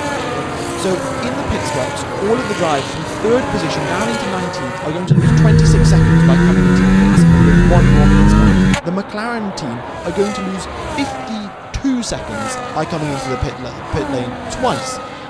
Like, okay, well, we'll see. This is good for the championship, folks. This is good for the championship. It will bring Max it closer. I don't know how much it'll help Oscar Piastri, but let's see.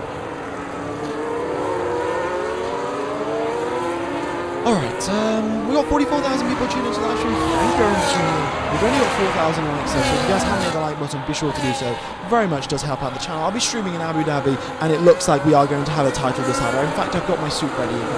Let me show you guys my suit while we're in the safety car. In fact, safety car is in this lap, folks. Oh, you can see there. Maybe you can see it. Look, a very, very fancy suit, ready for Abu Dhabi. This is I'll be wearing this to my own wedding, but a title fight in Abu Dhabi, I'm wearing this suit. So, anyway, safety car is in this lap, ladies and gentlemen. You can see the safety car is making its way towards the pit lane. Oscar Piastri is backing everyone up. Let's go racing, ladies and gentlemen. It's fresh tyres for Max Verstappen. That's going to give him a 7-lap tyre advantage over the McLarens. We know how quickly the tyres wear out around here. And, we're about to go underway for some racing. Boogity boogity boys, let's go! Track is clear, safety cars into the pits. Oscar Piastri has put his foot flat to the floor, and they make their way down the start-finish straight. Sensational speeds reaching up to 330 kilometers per hour down the start-finish straight, and Piastri has got a comfortable lead going in towards turn number 1. We have got Lando Norris in 2nd position, Max Verstappen right behind him, and this is it again. 5.4 kilometers to break DRS. DRS will be getting over very, very soon. This is it, folks. Okay. Lap 11 of 57 of this race. Everyone is on medium tyres apart from Pierre Gasly, who's on a set of hards. Yeah, purple first sector for Piastri. Oh my god, we've barely got into sector 2 and Piastri's already broken the DRS window. And Norris has already broken the DRS. This is mental. Sainz is in P3, great job from Carlos Sainz. Yeah. Did McLaren forget about the 25-lap rule? I don't know what McLaren were doing, really. We'll probably get some sort of statement from them. Piastri fastest in sector number 2. I mean, this guy's clearly charged up his battery, and he's just like, maximum attack. And to be fair, he's got to go maximum attack. Lando Norris is staying very, very close to him now, and Norris is in fact very close to getting that DRS range.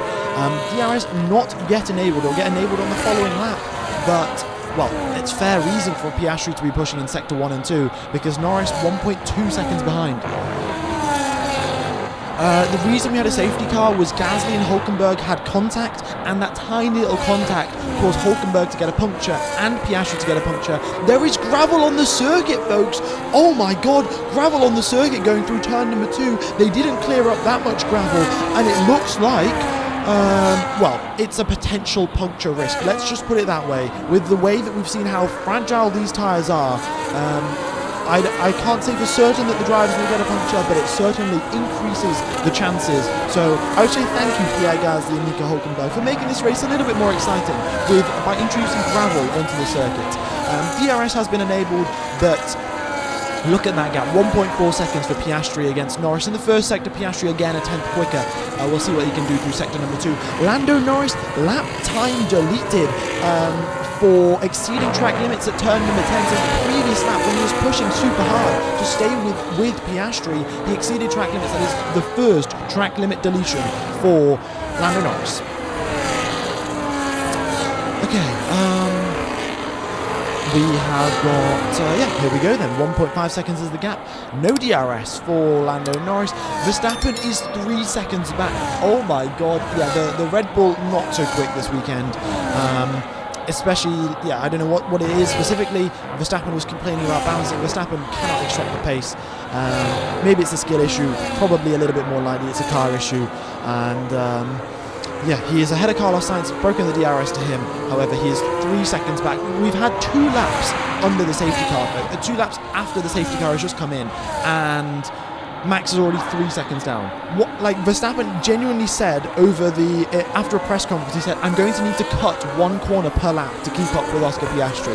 That is how far behind they are, and well, yeah. But does it really matter? Because both McLarens have got to do 26 seconds more in the pit lane compared to Max Verstappen. What does lap deleted mean? That means they went wide on the circuit. There's a painted white line. You're not meant to go to the wrong side of the painted white line. Lando Norris did so, and as a reason, he got a lap time deleted. If he does that 3 more times, he will get a 5-second time penalty. No, I said it will. Most likely, it's not a skill issue for Max Verstappen. Like, more likely, it's a car issue. Maybe I misspoke, but yeah, it's more likely a car thing because, well, Max's track record this season has been pretty incredible. Okay, we're on lap number 13 of 57, and even with Max having 7-lap fresher tyres as well compared to Lando Norris, still unable to keep up, and now he's 4 seconds back. Okay, purple final sector there for Oscar Piastri. He's not even got DRS on anyone, and he's gone purple in the final sector. Piastri is a rocket ship. Okay. I believe in Sainz. Yes, Sainz potentially looking good for a podium here. If something was to go wrong, for example, like the McLarens having to come in for an extra pit stop, then in theory they would come out. Wait, the gap has just gone up to.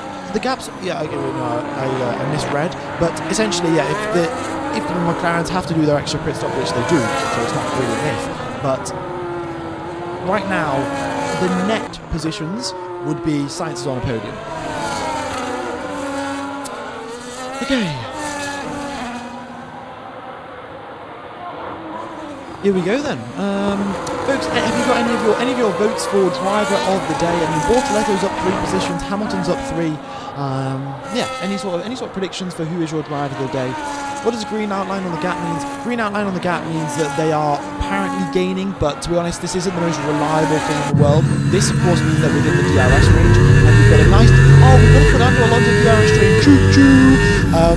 It's not. To be honest, we've had this all season long. Alonso's great at building this DRS train. So really nice. But yeah, it's meant to be that the driver's gaining, but Norris is in fact losing time to Piastri, so I don't really know. Nico Hülkenberg driver of the day? maybe. For bringing that gravel out onto the circuit and causing the McLarens to screw up their strategy.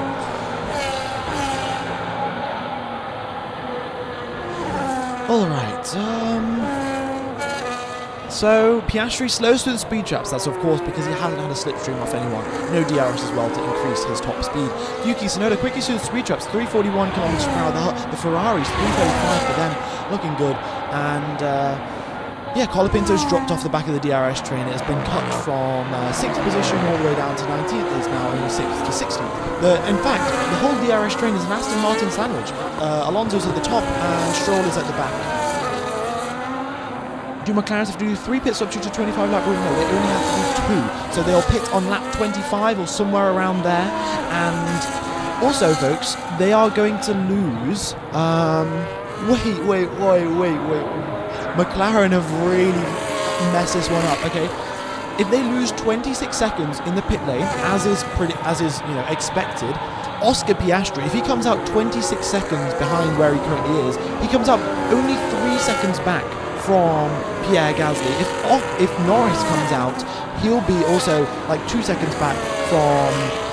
He'll be like 5 seconds back from Pierre Gasly, but they're not even going to have clean air, and they're going to be stuck in a whole bunch of traffic, while Max Verstappen is sat in clean air. Like, what?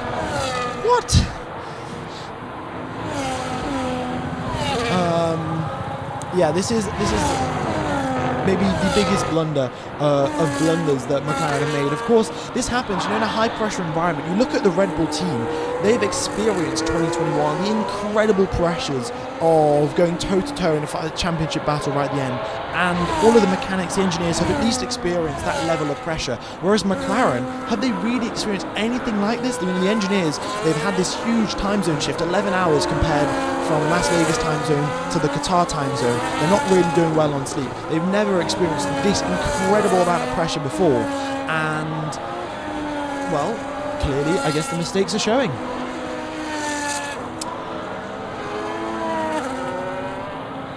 Okay, I mean, the tyre rule is stupid. I mean, it's stupid until you get a tyre failure, and then you see some driver go off into the barriers at 200 miles an hour.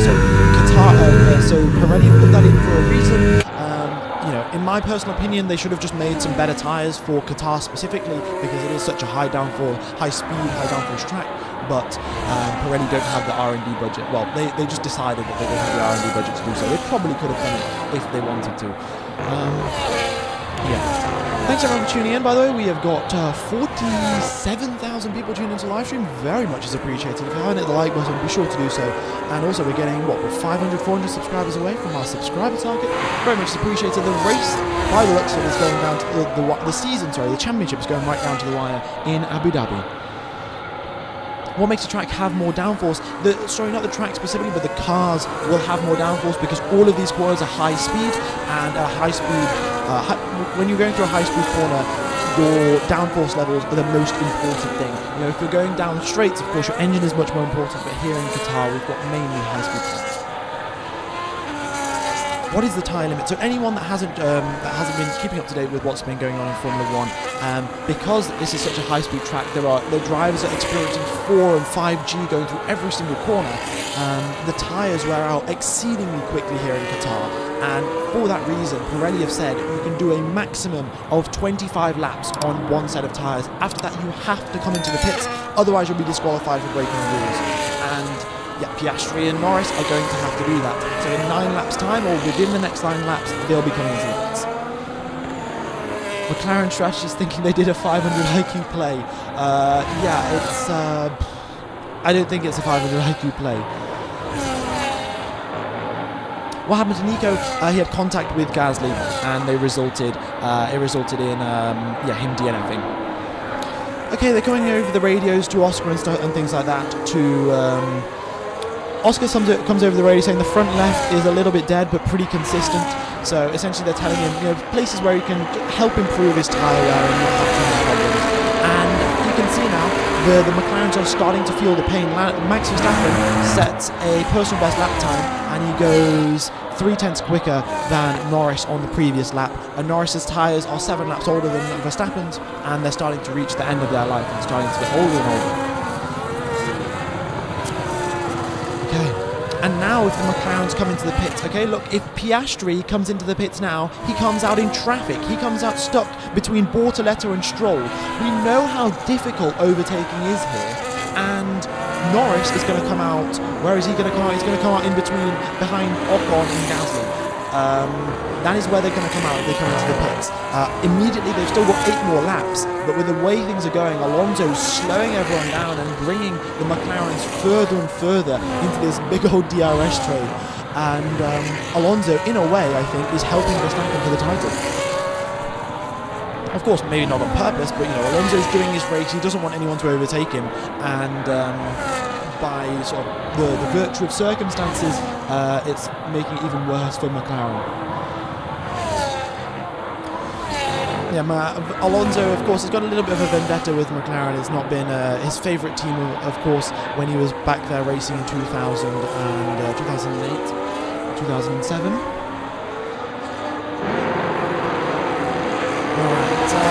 We've got collision between, I think it was, yellow flag infringement between Bortoleto and Stroll, no further investigation. I'll keep you up to date on, Tsunoda's exceeded track limits again. Oh my god, Tsunoda, what are you doing, man? There's a second track limits extension now for Yuki Tsunoda. He had 4 in the sprint race. We're now on lap number 19, so he's halved it. We had 19 laps in the sprint, and he exceeded it 4 times. Now he's only done it twice, but 2 more times, and Tsunoda will get a 5-second time penalty.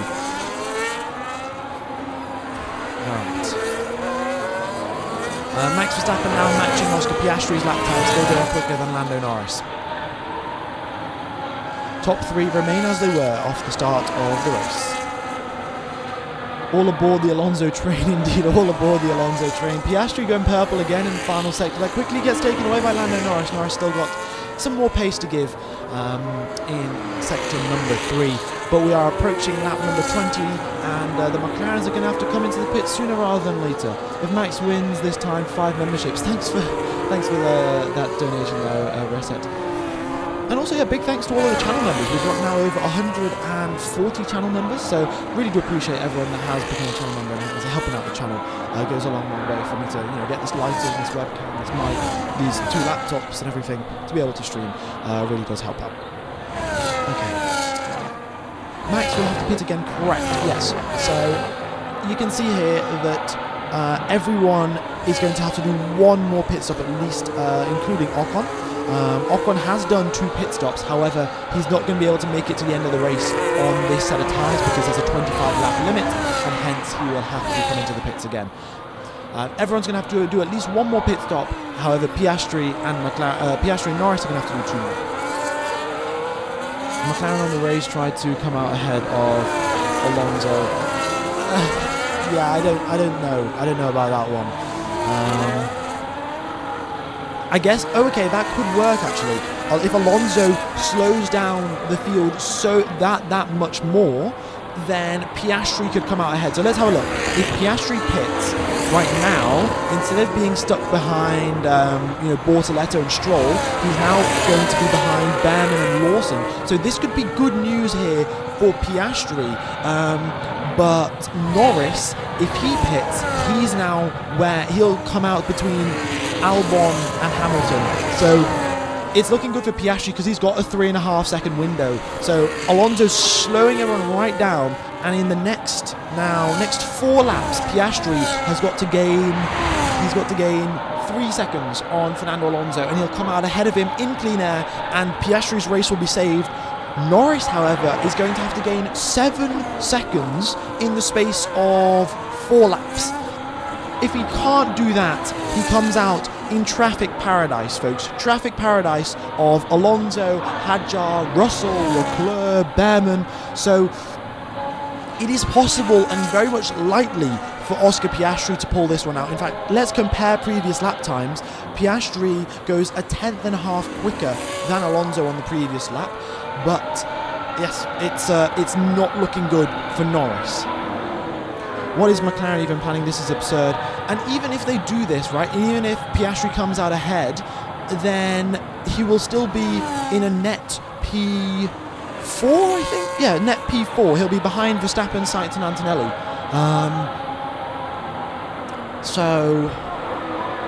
Yeah, Piastri's going to push. He's got to push, but his tyres are 21 laps old. He came over the radio a couple of laps ago to say his tyres are old and they feel dead. He's just been told over the radio not to push on the entries because it could result in, well, him losing lap time. It also could result in a failure. You know, if he's bouncing over those curbs that are pretty big and violent, then who knows? But this is the key gap that you have to look at, folks. Fernando Alonso to Oscar Piastri, it is 24 seconds right now. So Piastri needs, it's nearly 25 seconds. So Piastri needs 1 more second of lap time, which he can get in the next few laps. Lando Norris, however, that you need to do some maths here, but essentially the gap between Alonso and Norris, take away the 2 numbers, that has got to be 26, and well, right now it is 22. Alonso drives the day. Yeah, Alonso's been backing everyone up, and yeah, quite a good defensive job from him. Isaac Hadjar must have that Aston Martin rear wing imprinted into his eyeballs at this point. He's been stuck behind Alonso for that long.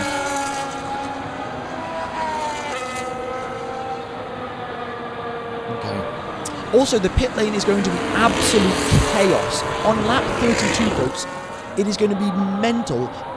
Pretty much everyone, with the exception of Piastri and Norris, are going to be coming into the pits. Like, it is going to be berserk in the pit lane. Yeah. All right, so here we go, lap number 23 of 57. The McLarens have got to come into the pits very, very soon. Norris comes over the radio, says he's struggling. Well, Norris, now is not the time to struggle. Otherwise, well, you risk getting stuck in traffic paradise.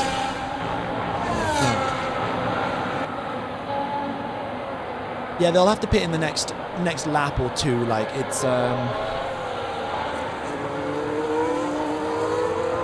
okay, they'll say we'll come down one. So I think they're changing the front wing angle on Lando Norris's car because he's having a bit of... Oh, Albon has got a black and white flag. He's exceeded track limits 3 times now. So one more time that he exceeds track limits and he will get a 5-second time penalty. Alonso's pushing, really. Alonso's setting personal best lap times here. And to be honest, Alonso's got a bunch of clean air. He's been managing his tyres, and Hadjar behind him. I don't know how Hadjar's been able to stick in Alonso's DRS because he's been sitting dirty air for the best part of 15 laps now. And Alonso has got clean air for 15 laps, but still Hadjar's able to keep up. Yeah. Okay, folks, this is it. The critical gap. You can see Piastri is 27 seconds ahead of Fernando Alonso right now. He will be coming in onto the next lap, and they're going to double stack the McLarens, which could result in even further mess ups for the pit stop for Lando Norris. So the McLaren crew are going to have to be careful here. We're on lap number 24 or 57, and they can do a maximum of 25 laps on a single set of tyres. Wait, was Verstappen not going to be effective first? He is going to be effective first position because once the McLarens come into the pits, all remaining drivers will have one pit stop left.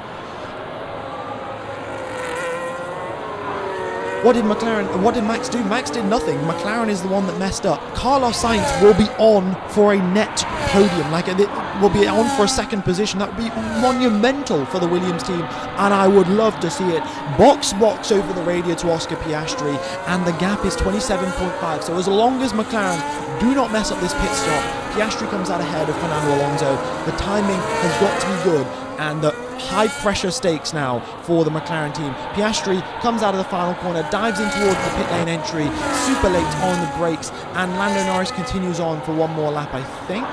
Or is Lando Norris following him in? Yeah, Lando Norris continues on. Norris pitting on the next lap. McLaren don't want to take the risk with the double stack, so Piastri comes in one lap early. And quick pit stop for him, and that is 3.1 seconds for Oscar Piastri. And here he is coming down the pit lane. Sainz and Antonelli below past him. That'll be a net P4 for Oscar Piastri, and Fernando Alonso is coming down the straight.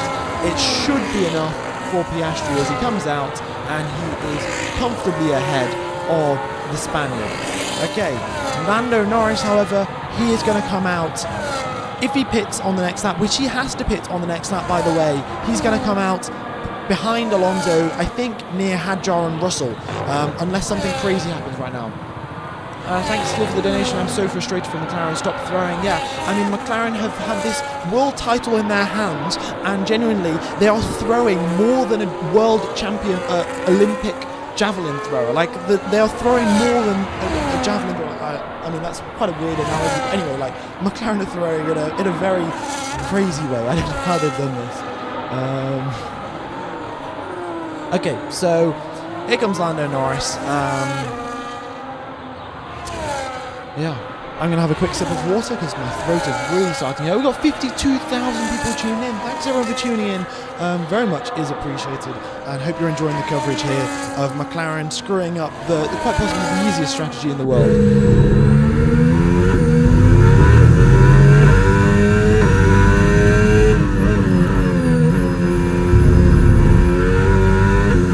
Okay, 2.2 second pit stop for Lando Norris. That helps out a little bit, but he's coming down the straight. He's coming through the pit lane now. And where is Fernando Alonso? Does he make it out ahead of Alonso? Piastri, it's close. It's going to be borderline here. And Alonso's coming down the straight. And the quick pit stop has done it. If it was... Oh, Alonso's trying to go around the outside. Norris's tyres are not warm.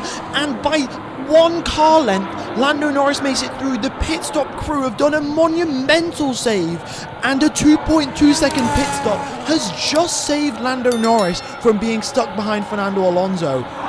Wow, that was yeah, that they have just saved Lando Norris by the craziest margins. If that pit stop was 1/10 slower, Alonso would have been around the outside and Norris would have been stuck in a DRS train for the rest of the race.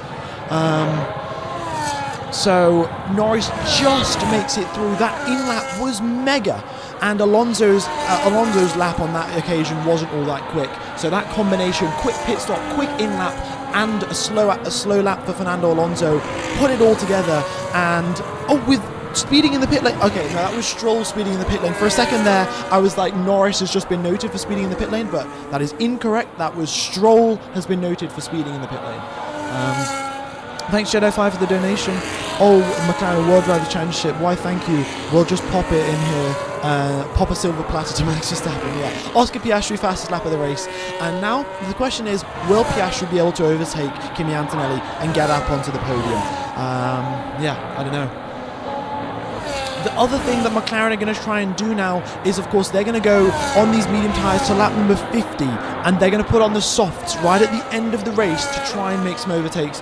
We don't know if it will work, but we'll see. We'll see what happens, but it might work, it might not. It's going to be pretty borderline here. Actually, McLaren, Stroll has been given a 5-second time penalty for speeding in the pit lane. I'll let you know if any more penalties come through.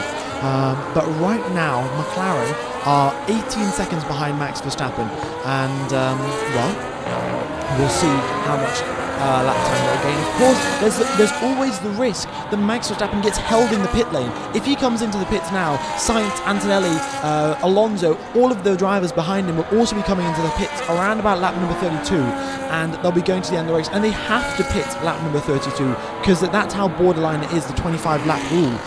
They can't pit any earlier because then they'd have to do 26 laps to go to the end of the race. Right. Does Max need to change his tyres? A lap 25 tyre? He does. A lap number once he's done 25 laps on those tyres, he has to come into the pits. And yeah, as you can see right now, he has done 20 laps on those tyres. On that previous lap, Oscar Piastri goes 4/10 quicker than his teammates, 7/10 quicker than Max Verstappen. So really, really good pace there from Piastri, but McLaren may have put them at a disadvantage. Okay. The other thing is actually, this might still work out for the McLarens because they're still such a rocket ship. So both teams have done 2 pit stops.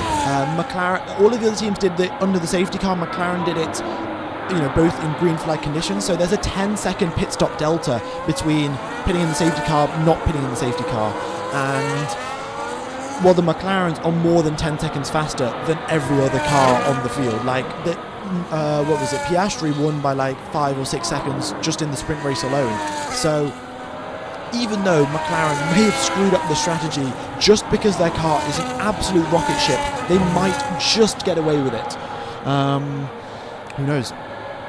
What happened to Hulkenberg? Hulkenberg got crashed into by Gasly. A little bit of contact off into the gravel. Puncture for him, puncture for Gasly, and that was the end of that. Alonso's really hurting Haas right now. He's playing the long game, but Alonso is just holding everyone up. Well, he was holding everyone up in a DRS train. Now everyone's decided, oh no, my tyres are too cooked. I've got to back off. And Alonso's done exactly what he needed to do to help out Aston Martin, score some more points, get ahead in the Constructors' title. Alright, we've got 23,000 people tuning into the live stream. Thank you everyone for tuning in. I hope you're enjoying the coverage. Be sure to smash that like button. And we've hit the halfway point of this race, folks. Lap number 29. We've got 29 laps remaining, 29 laps completed. And you're 150 subscribers, 120 subscribers away from our subscriber target, so very much would be appreciated if you guys haven't hit the subscribe button. I'll be commentating for Abu Dhabi, and with the way things are going, it might be a 3-way fight. Let's see. Let's say we have 23,000 people watching. We have 54,000 people watching. We might also be the biggest live stream on YouTube. Let me just check.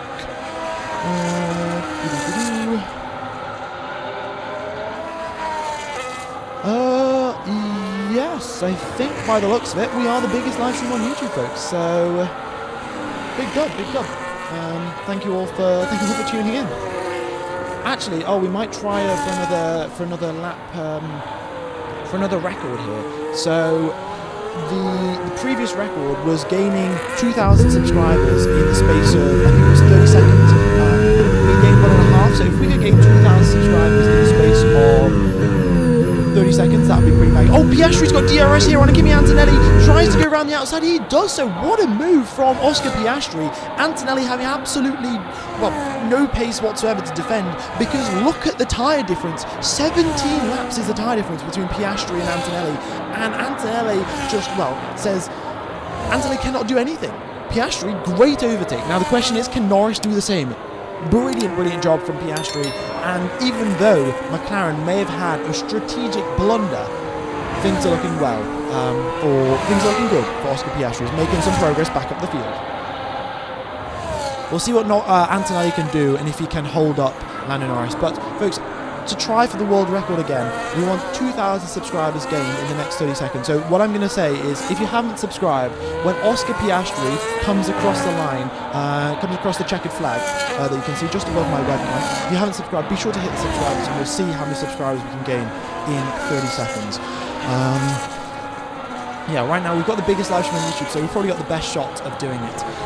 But anyway, the rest of you here are for the Formula 1 coverage, so let's stick with that. Lap number 32 is approaching. We're about to have absolutely huge pandemonium go down in the pit lane. Biblical scenes, to be frankly honest with you guys. Everyone is going to be coming into the pits, and well, it's going to go mental. Yeah, Piastri's come across the line, folks, so if you haven't hit the subscribe button, be sure to do so. I mean, the subscriber number is going up at a rapid rate. You woke up to the Piastri overtake. Yeah, I did a little bit late. Well, here comes Lando Norris. He's now got DRS on Antonelli. Let's see what he can do. He's within 9/10. Antonelli was trying to overtake Norris with DRS. Antonelli couldn't pull it off, but look at the tyre difference. It is 17 laps. Antonelli will be coming into the pit soon, but regardless, he is holding up Lando Norris ever so slightly as they go through sector number 1. And there we go, we've gained nearly 1,000 subscribers, I think nearly 1,000 subscribers within the span of 30 seconds. So pretty good, folks. Thank you all for subscribing. Not that close to the goal, but regardless, 1,000 subscribers in 30 seconds. It took me a year to get 1,000 subscribers when I started out the channel, so really is appreciated. Back to the coverage though, lap number 32 has arrived. Max Verstappen has just started lap number 32, and well, he's going to be coming into the pits on the end of this lap or on one more lap when one more lap remains. Okay.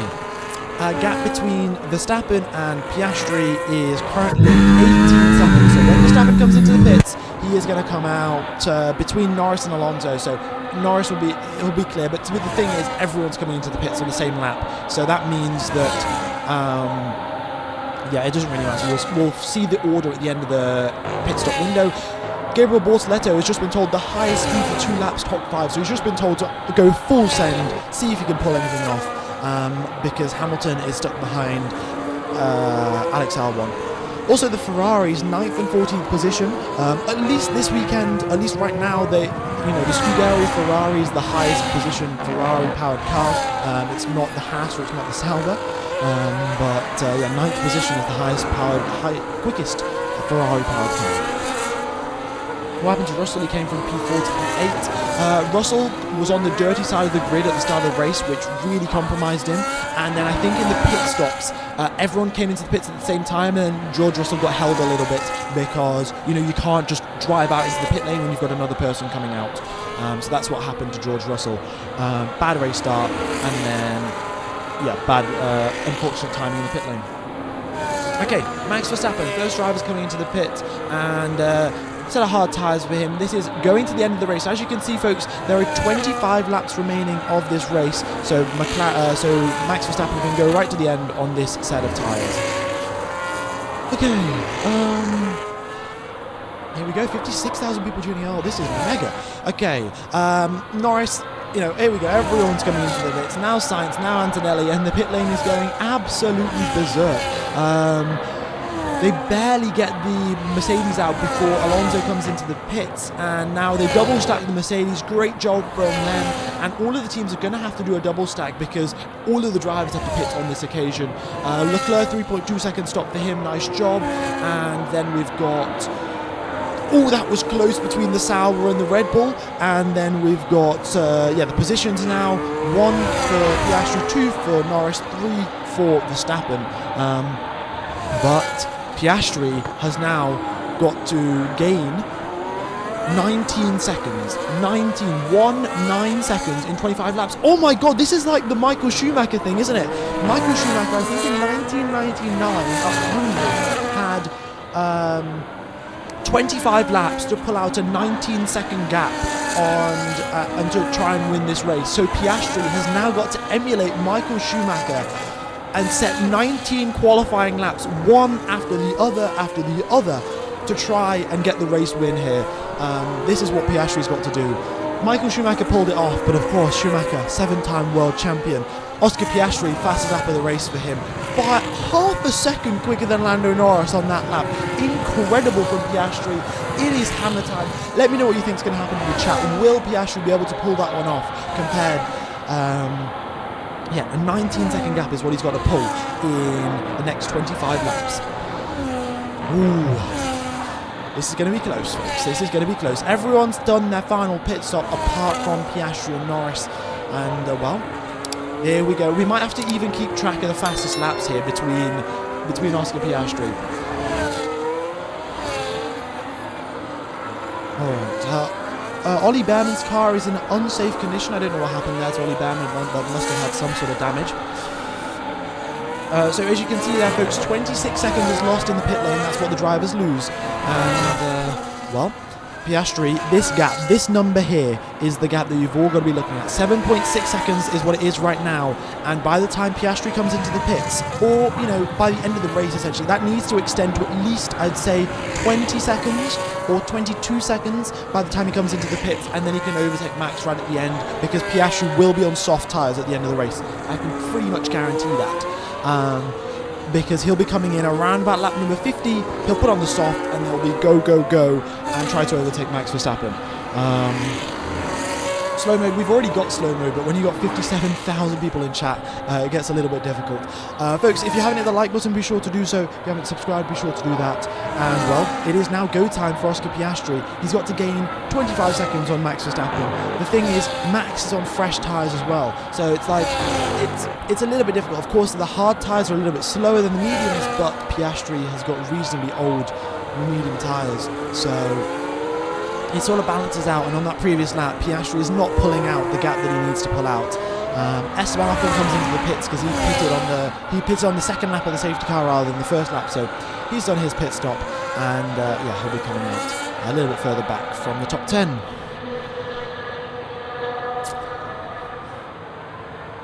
Will the McLarens need another pit stop? Indeed they will. McLarens will need another pit stop. Behrman is under investigation for his car being in an unsafe condition. Behrman is currently in 18th position, so I don't think it really matters.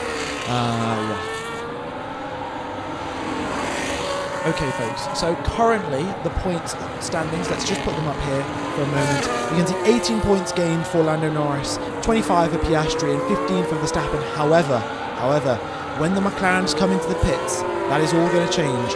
And, I'll bring the numbers up on lap number 50 after the McLarens do their pit stops. Tsunoda's been noted for an unsafe release. That might be a penalty for him, but he's down in 12th position, so it's not going to matter all that much. Why didn't McLaren pit under the safety car? Well, you've got to ask McLaren's head strategist, because they have it's a big screw up. What's going on? Behrman did he stall the car? No, something went wrong in his pit stop and he couldn't get going again. And I don't know, something went wrong with Behrman. We've got the replay here. I can't really tell. It looks like the rear jack is still on or something stuck underneath the car and he couldn't get going. Either way, Behrman's down after a bad pit stop. Okay, in the net lead of this race, we've got Max Verstappen, who is in the net lead by 18 seconds. 18 seconds is the net lead for Max Verstappen. On the previous lap, Piastri goes 4/10 quicker, but 4/10 per lap is not enough, folks. Not enough.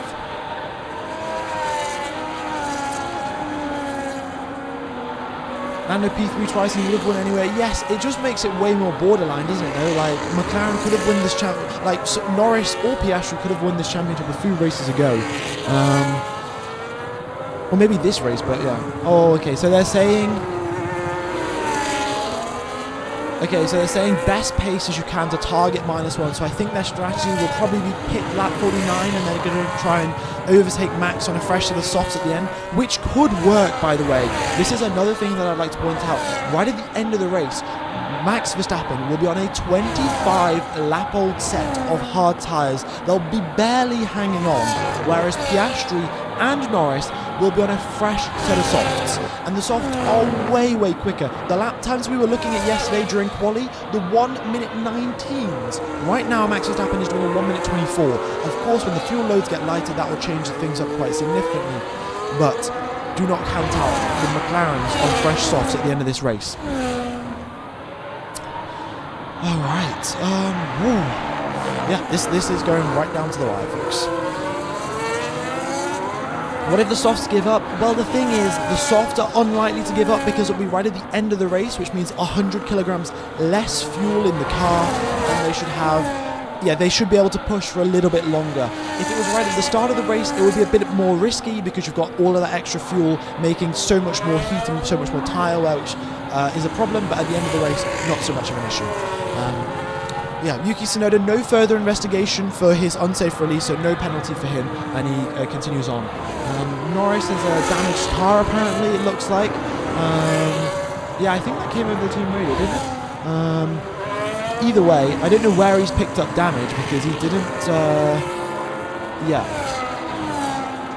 I don't know, I think it says it came over the radio momentarily that Lando Norris had damage, but I think I missed it. I'll keep an eye out. But if someone can confirm exactly sort of what damage it was, then that would be very, very helpful. Maybe it was driving over curbs or going over gravel. We've got a replay here. Let's see. No, I can't really make what has been damaged to.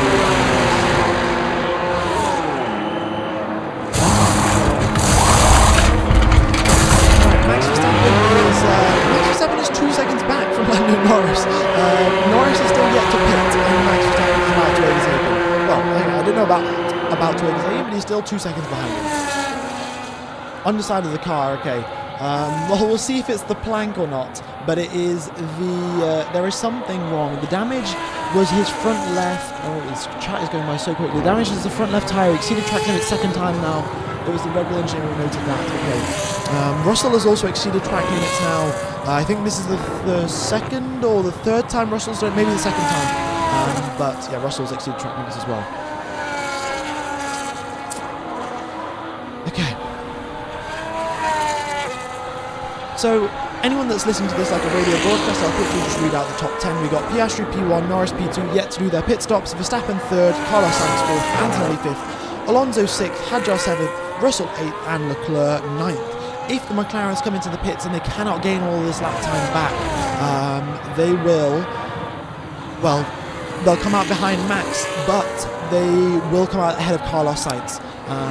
Oh, wait. If Norris comes into the pits, Norris might come out behind Sainz as well. Piastri might hold on to second position.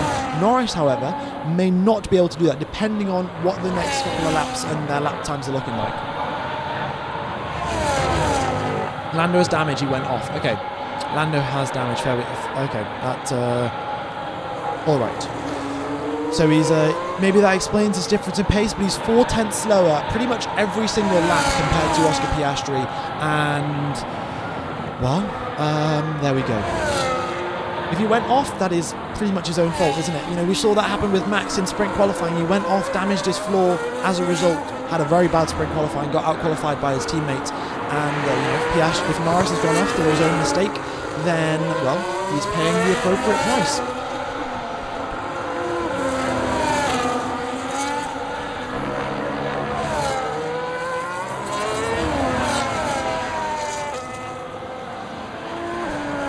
Why not medium tyres for Max for the last pit stop? Because that means he would have done 3 stints on the mediums, and that's not allowed. He also didn't have 3 sets of medium tyres. He only had 2 fresh sets and 1 fresh set of hard, so he's obviously using that to go to the end. Also quite interesting here from Bortoletto. Bortoletto's put on a set of soft tyres here. For Bortoletto's, yeah, put on a set of soft tyres, and he's trying to go to the end of the race. It's going to be a little bit borderline for him. Oliver Behrman has got a 10-second stop-go penalty. The man is already dominating the position, and they've given him a 10-second stop-go penalty. That is a total loss of 36 seconds, and he's very much going to turn into backmarker traffic at this point. What is my name? My name is Larry. Folks, if you're watching this and you haven't followed me on Instagram, my Instagram is F1Gamer_official. I've just had a reel that's blown up because all of you guys have hit the like button on it. I've also got so many DMs as well, which I will do my best to reply to. So be sure to follow me there on Instagram, F1Gamer_official. On TikTok, it's F1Gamer_official. Yeah, without the underscore. Okay, Max Verstappen 1.6 seconds back from Lando Norris, and well, he was doing his best to sort of stay close to him, but realistically, getting an overtake done is going to be very, very tough. Even though Norris has damage and Verstappen on the previous lap 4 tenths quicker, we know how tough it is to overtake around here. Alright, what are they saying over the radio to Oscar Piastri? Oh, they've just said, I think the only way of winning something, wait, let's have a, what did they say? I think the only way of winning is if we box now and chase him down. That's what Piastri says. So Piastri wants to come into the pits now. The gap would be, when they come into the pits, 16 seconds, and Piastri wants to chase Max Verstappen down from right now. The thing is, if he comes into the pits right now, it'll be 17 laps, 17 seconds. It could work, but the problem is Max would then have clean air. Right now, he's stuck in dirty air.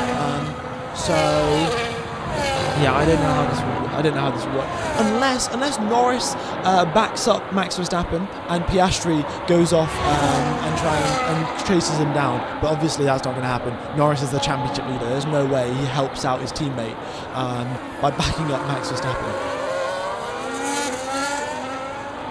Okay, yeah, Max is gaining 1.2 seconds is the gap. Norris's tyres are getting worse and worse, and there's still 10 laps left to go for Lando Norris on these set of tyres. So there is Max is in fact getting very close to the DRS range, just 1.08 seconds right now, and well, Lando Norris is, well, under pressure from the charging Red Bull behind him. And honestly, this is Lando Norris's worst nightmare. Having a Red Bull in his mirrors is pretty terrible. What's just gone on here? Someone just lost 2 positions. Was that Alonso that just dropped down 2 positions?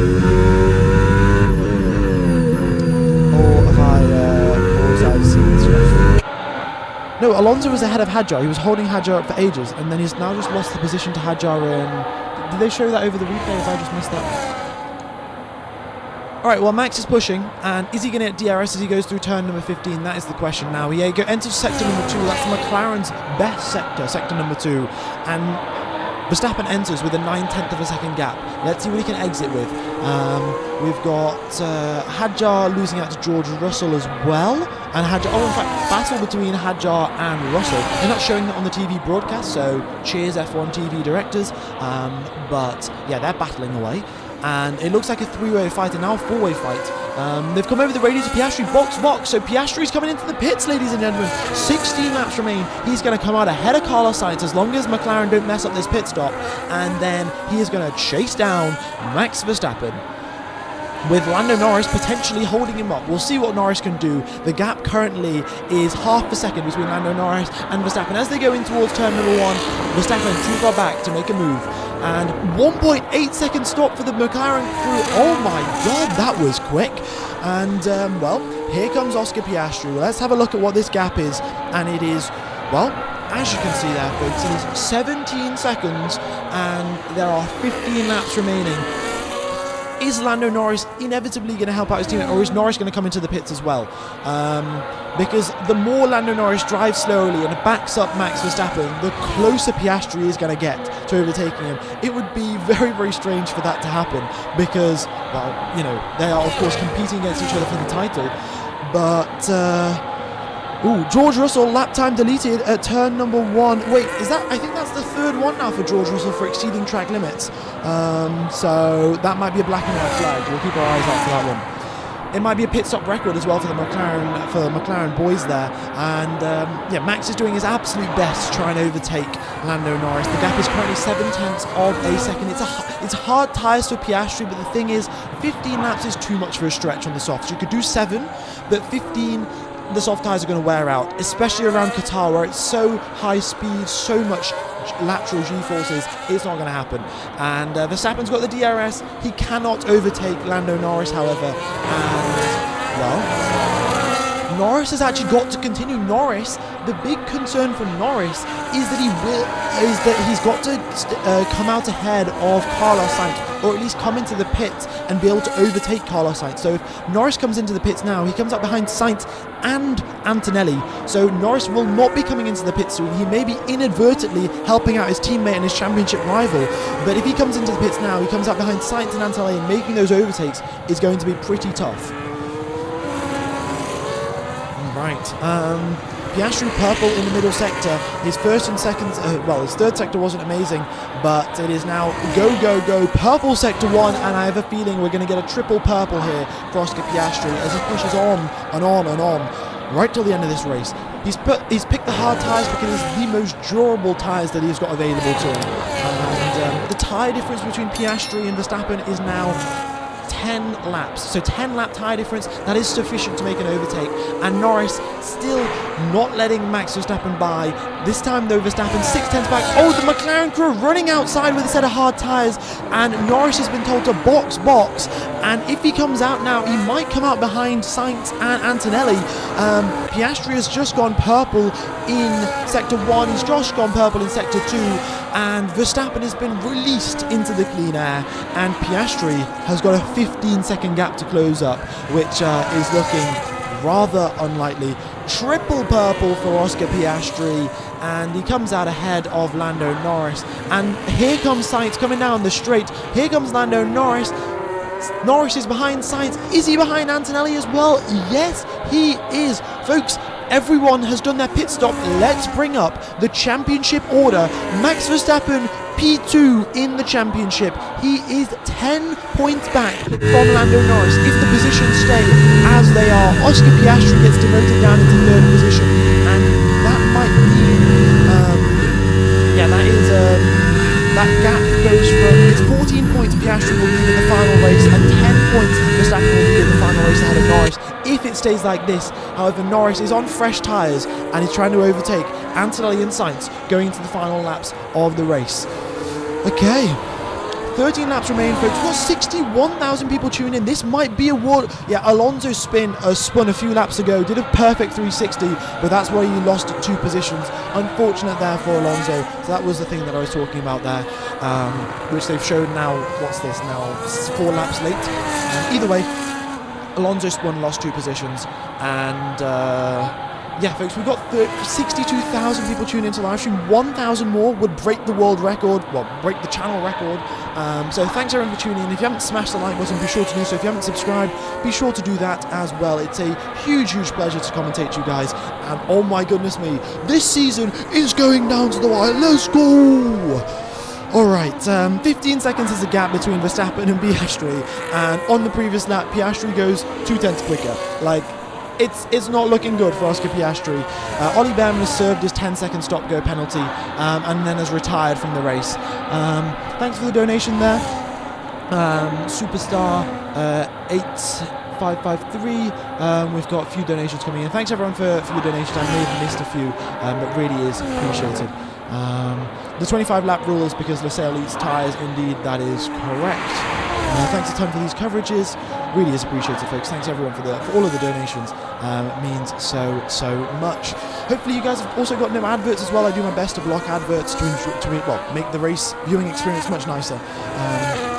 So I hope you guys are enjoying.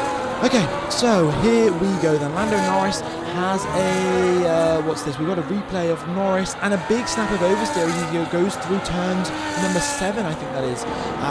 Yeah, those tyres aren't warmed up properly. And, well, he's got to chase down Antonelli if he wants to have a much better chance of winning this title. There is a three. It looks like it might be a three-way fight going into Abu Dhabi, and I'm all here for it, folks. I'm all here for it, folks. The standings again. This is what the standings look like. 10 points between Norris and Verstappen if it ends like this, and 14 points between Norris and Piastri if it ends like this. Okay.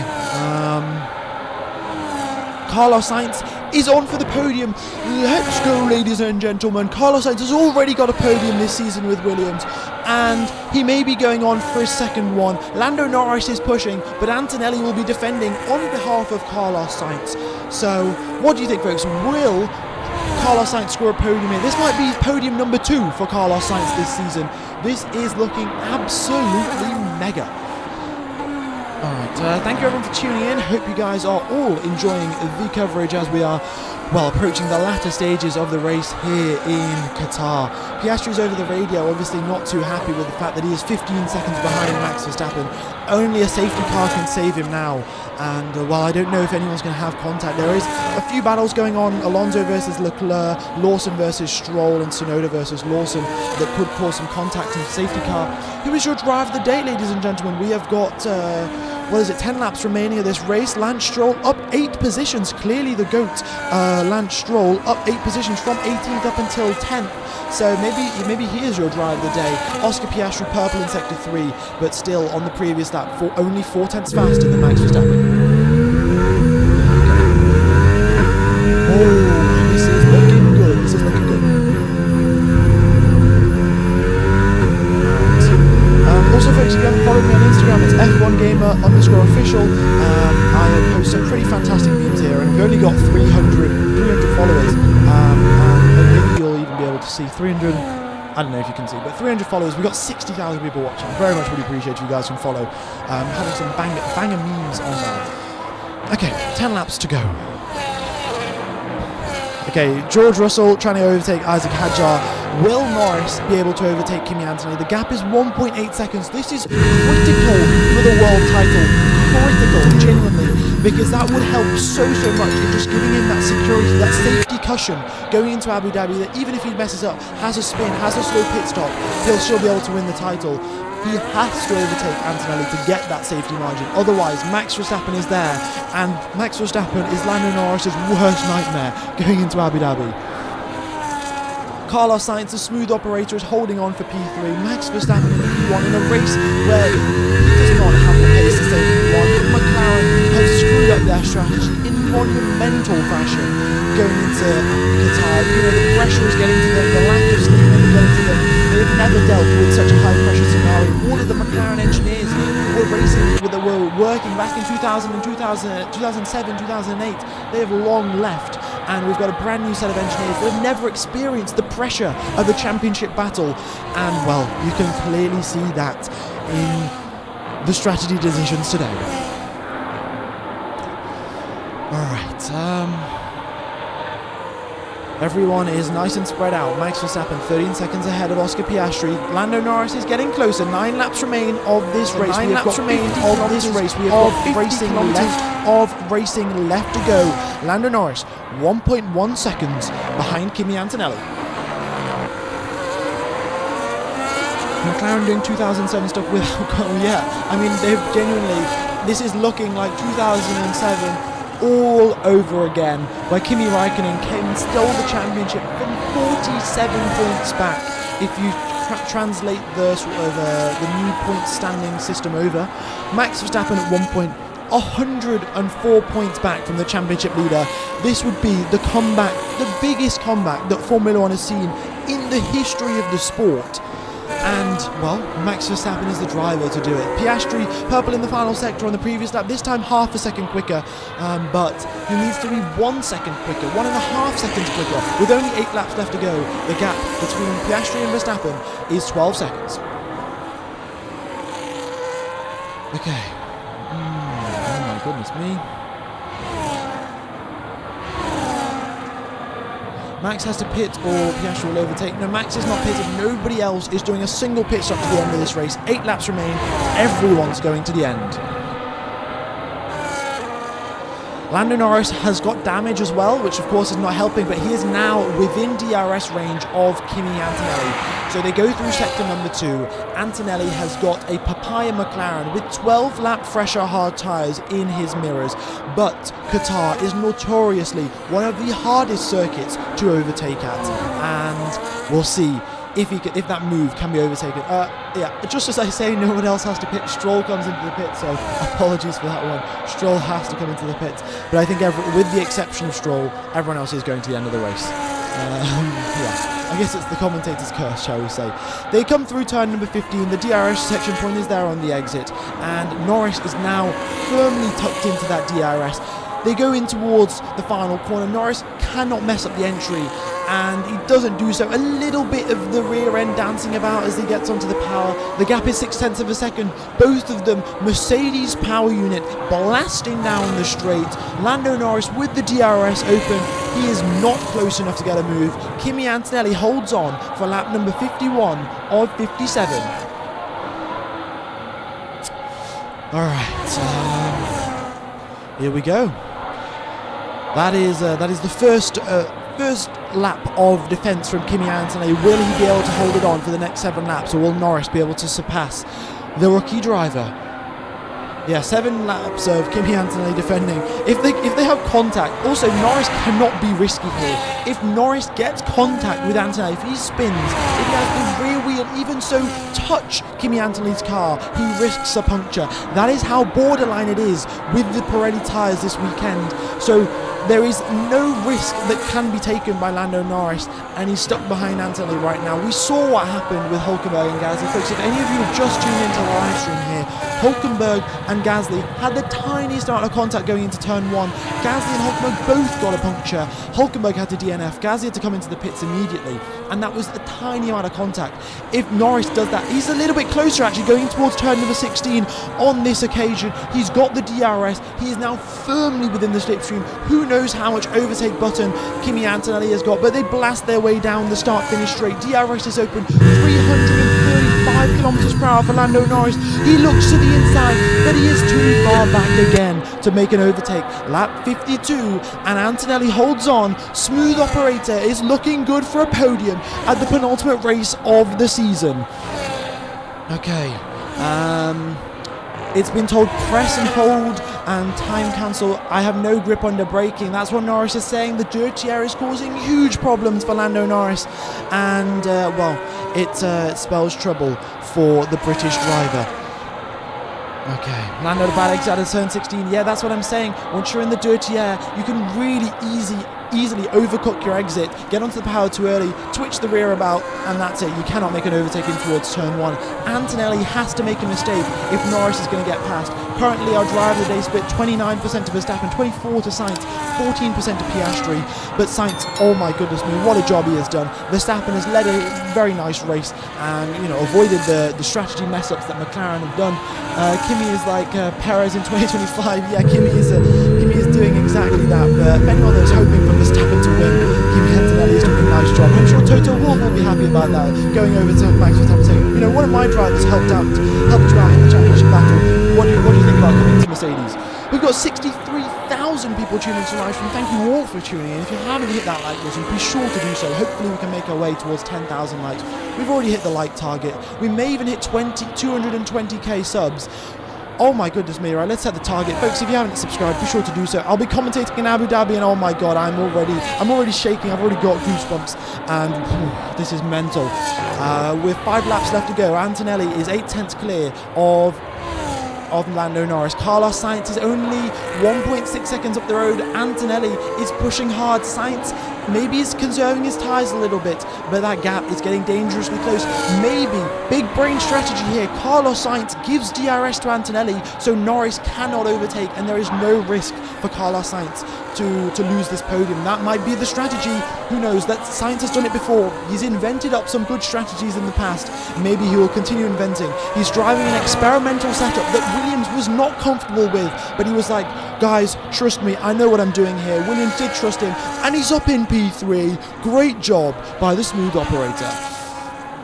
Okay, Lap 54 or 57, 4 laps remain. Gap between Verstappen and Piastri, 11 seconds. There is no way that is being closed up.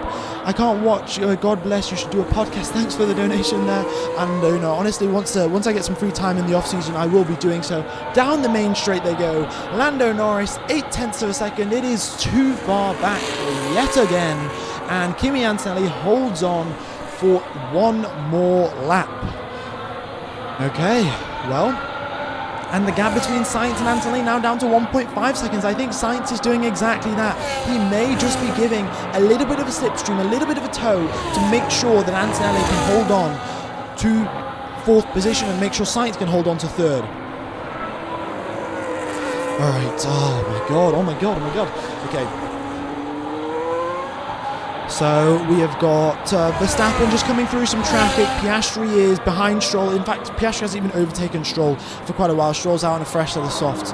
Not much to look out for there. Charles Leclerc in 9th position, and it's 13th position for Lewis Hamilton. It is another day of absolute depression, and the Ferrari cycle being so true for the Ferrari team. 9th place for him, but well, we'll see. The season can't end early enough for them. Folks, in 1 week's time, the title decider will be going down in Abu Dhabi. I shall put the point standings up on the screen yet again, but the way that it's looking right now, if it stays in the order that it currently is, 10 points is the gap between Norris and Verstappen, and 14 points is the gap between Norris and Piastri. Okay, zoom out there. Piastri lap time deleted for exceeding track limits. I mean, that's not really an issue. He's 12 seconds ahead of Carlos Sainz. And again, going down the straight, Norris cannot make the overtake. Antonelli is holding this one off comfortably. His exits out of turn number 16 have been looking so confident. And Antonelli is doing exactly what he needs to do to hold on to P4 for the Mercedes team. Alright, and Sainz now, he might even be doing it. Look at that gap, 1.1 seconds. Sainz is really slowed down. Oh, it's just jumped up to 1.4. But Sainz is doing might be helping out Antonelli here, just to ensure that, Norris doesn't get up into P4 and his position isn't at risk with 3 laps left to go. Carlos Sainz's tyres are fading. The Mercedes does well in these cool conditions. Carlos Sainz, however, may be struggling a little bit more with that Mercedes. Isaac Hadjar loses out position. Damage to Isaac Hadjar. There's a puncture to Isaac Hadjar. We've got 2 laps left of the race. He's on the hard tyres and he's got a front left issue, and there's sparks flying out of the car. Hadjar going slowly. The race may even be neutralised. I don't know what's going on there, but there's something wrong with Isaac Hadjar's car as we approach the final few laps of the Qatar Grand Prix. Hadjar dropping down the pack, and oh my goodness me. If Verstappen gets a tyre failure now and we get the scenes repeated from 2020 Silverstone, that'd be crazy. Currently the gap between Verstappen and Piastri, 10 seconds. Track slippery sector number 1 and 2. Antonelli holds off Lando Norris yet again. We are on the penultimate lap of the race, and Antonelli is still holding off Lando Norris as we go into lap 56 of 57. Okay, what's Isaac Hadjar doing? He's still just driving slowly. I think he can make it back to the pits, but I don't think a safety car is coming out right now. Okay, potential debris down the main straight, so that might be it. There may be some carbon fibre, there may just be a tyre failure. It's not looking good for the hard tyres, but of course, only 2 laps remain. But imagine if one of the championship contenders gets a tyre failure right now. That would be mental. Yuki Tsunoda's into the points, great job from him. And Norris does get ahead of Antonelli on this occasion. As they go through turn sector number 2, Antonelli makes a mistake, loses a monumental amount of time, and Lando Norris up into P4. This has really mixed up the championship battle, and now Sainz has got Lando Norris in his mirrors. We're on the final lap of the race. Max Verstappen is already in the first sector, and Antonelli has unfortunately made a big mistake there. All of the Max Verstappen fans that were cheering on Kimi Antonelli to hold him off. Antonelli made the mistake, sector 2, unfortunately, and it's time for that special moment. Yeah, look at that points gap now. It is a little bit bigger. You can see there, it is now 12 points instead of 10. Norris is 12 points ahead. On the top spots that he's taken so often in the past. So well done to Lewis Hamilton. The Max Verstappen fans.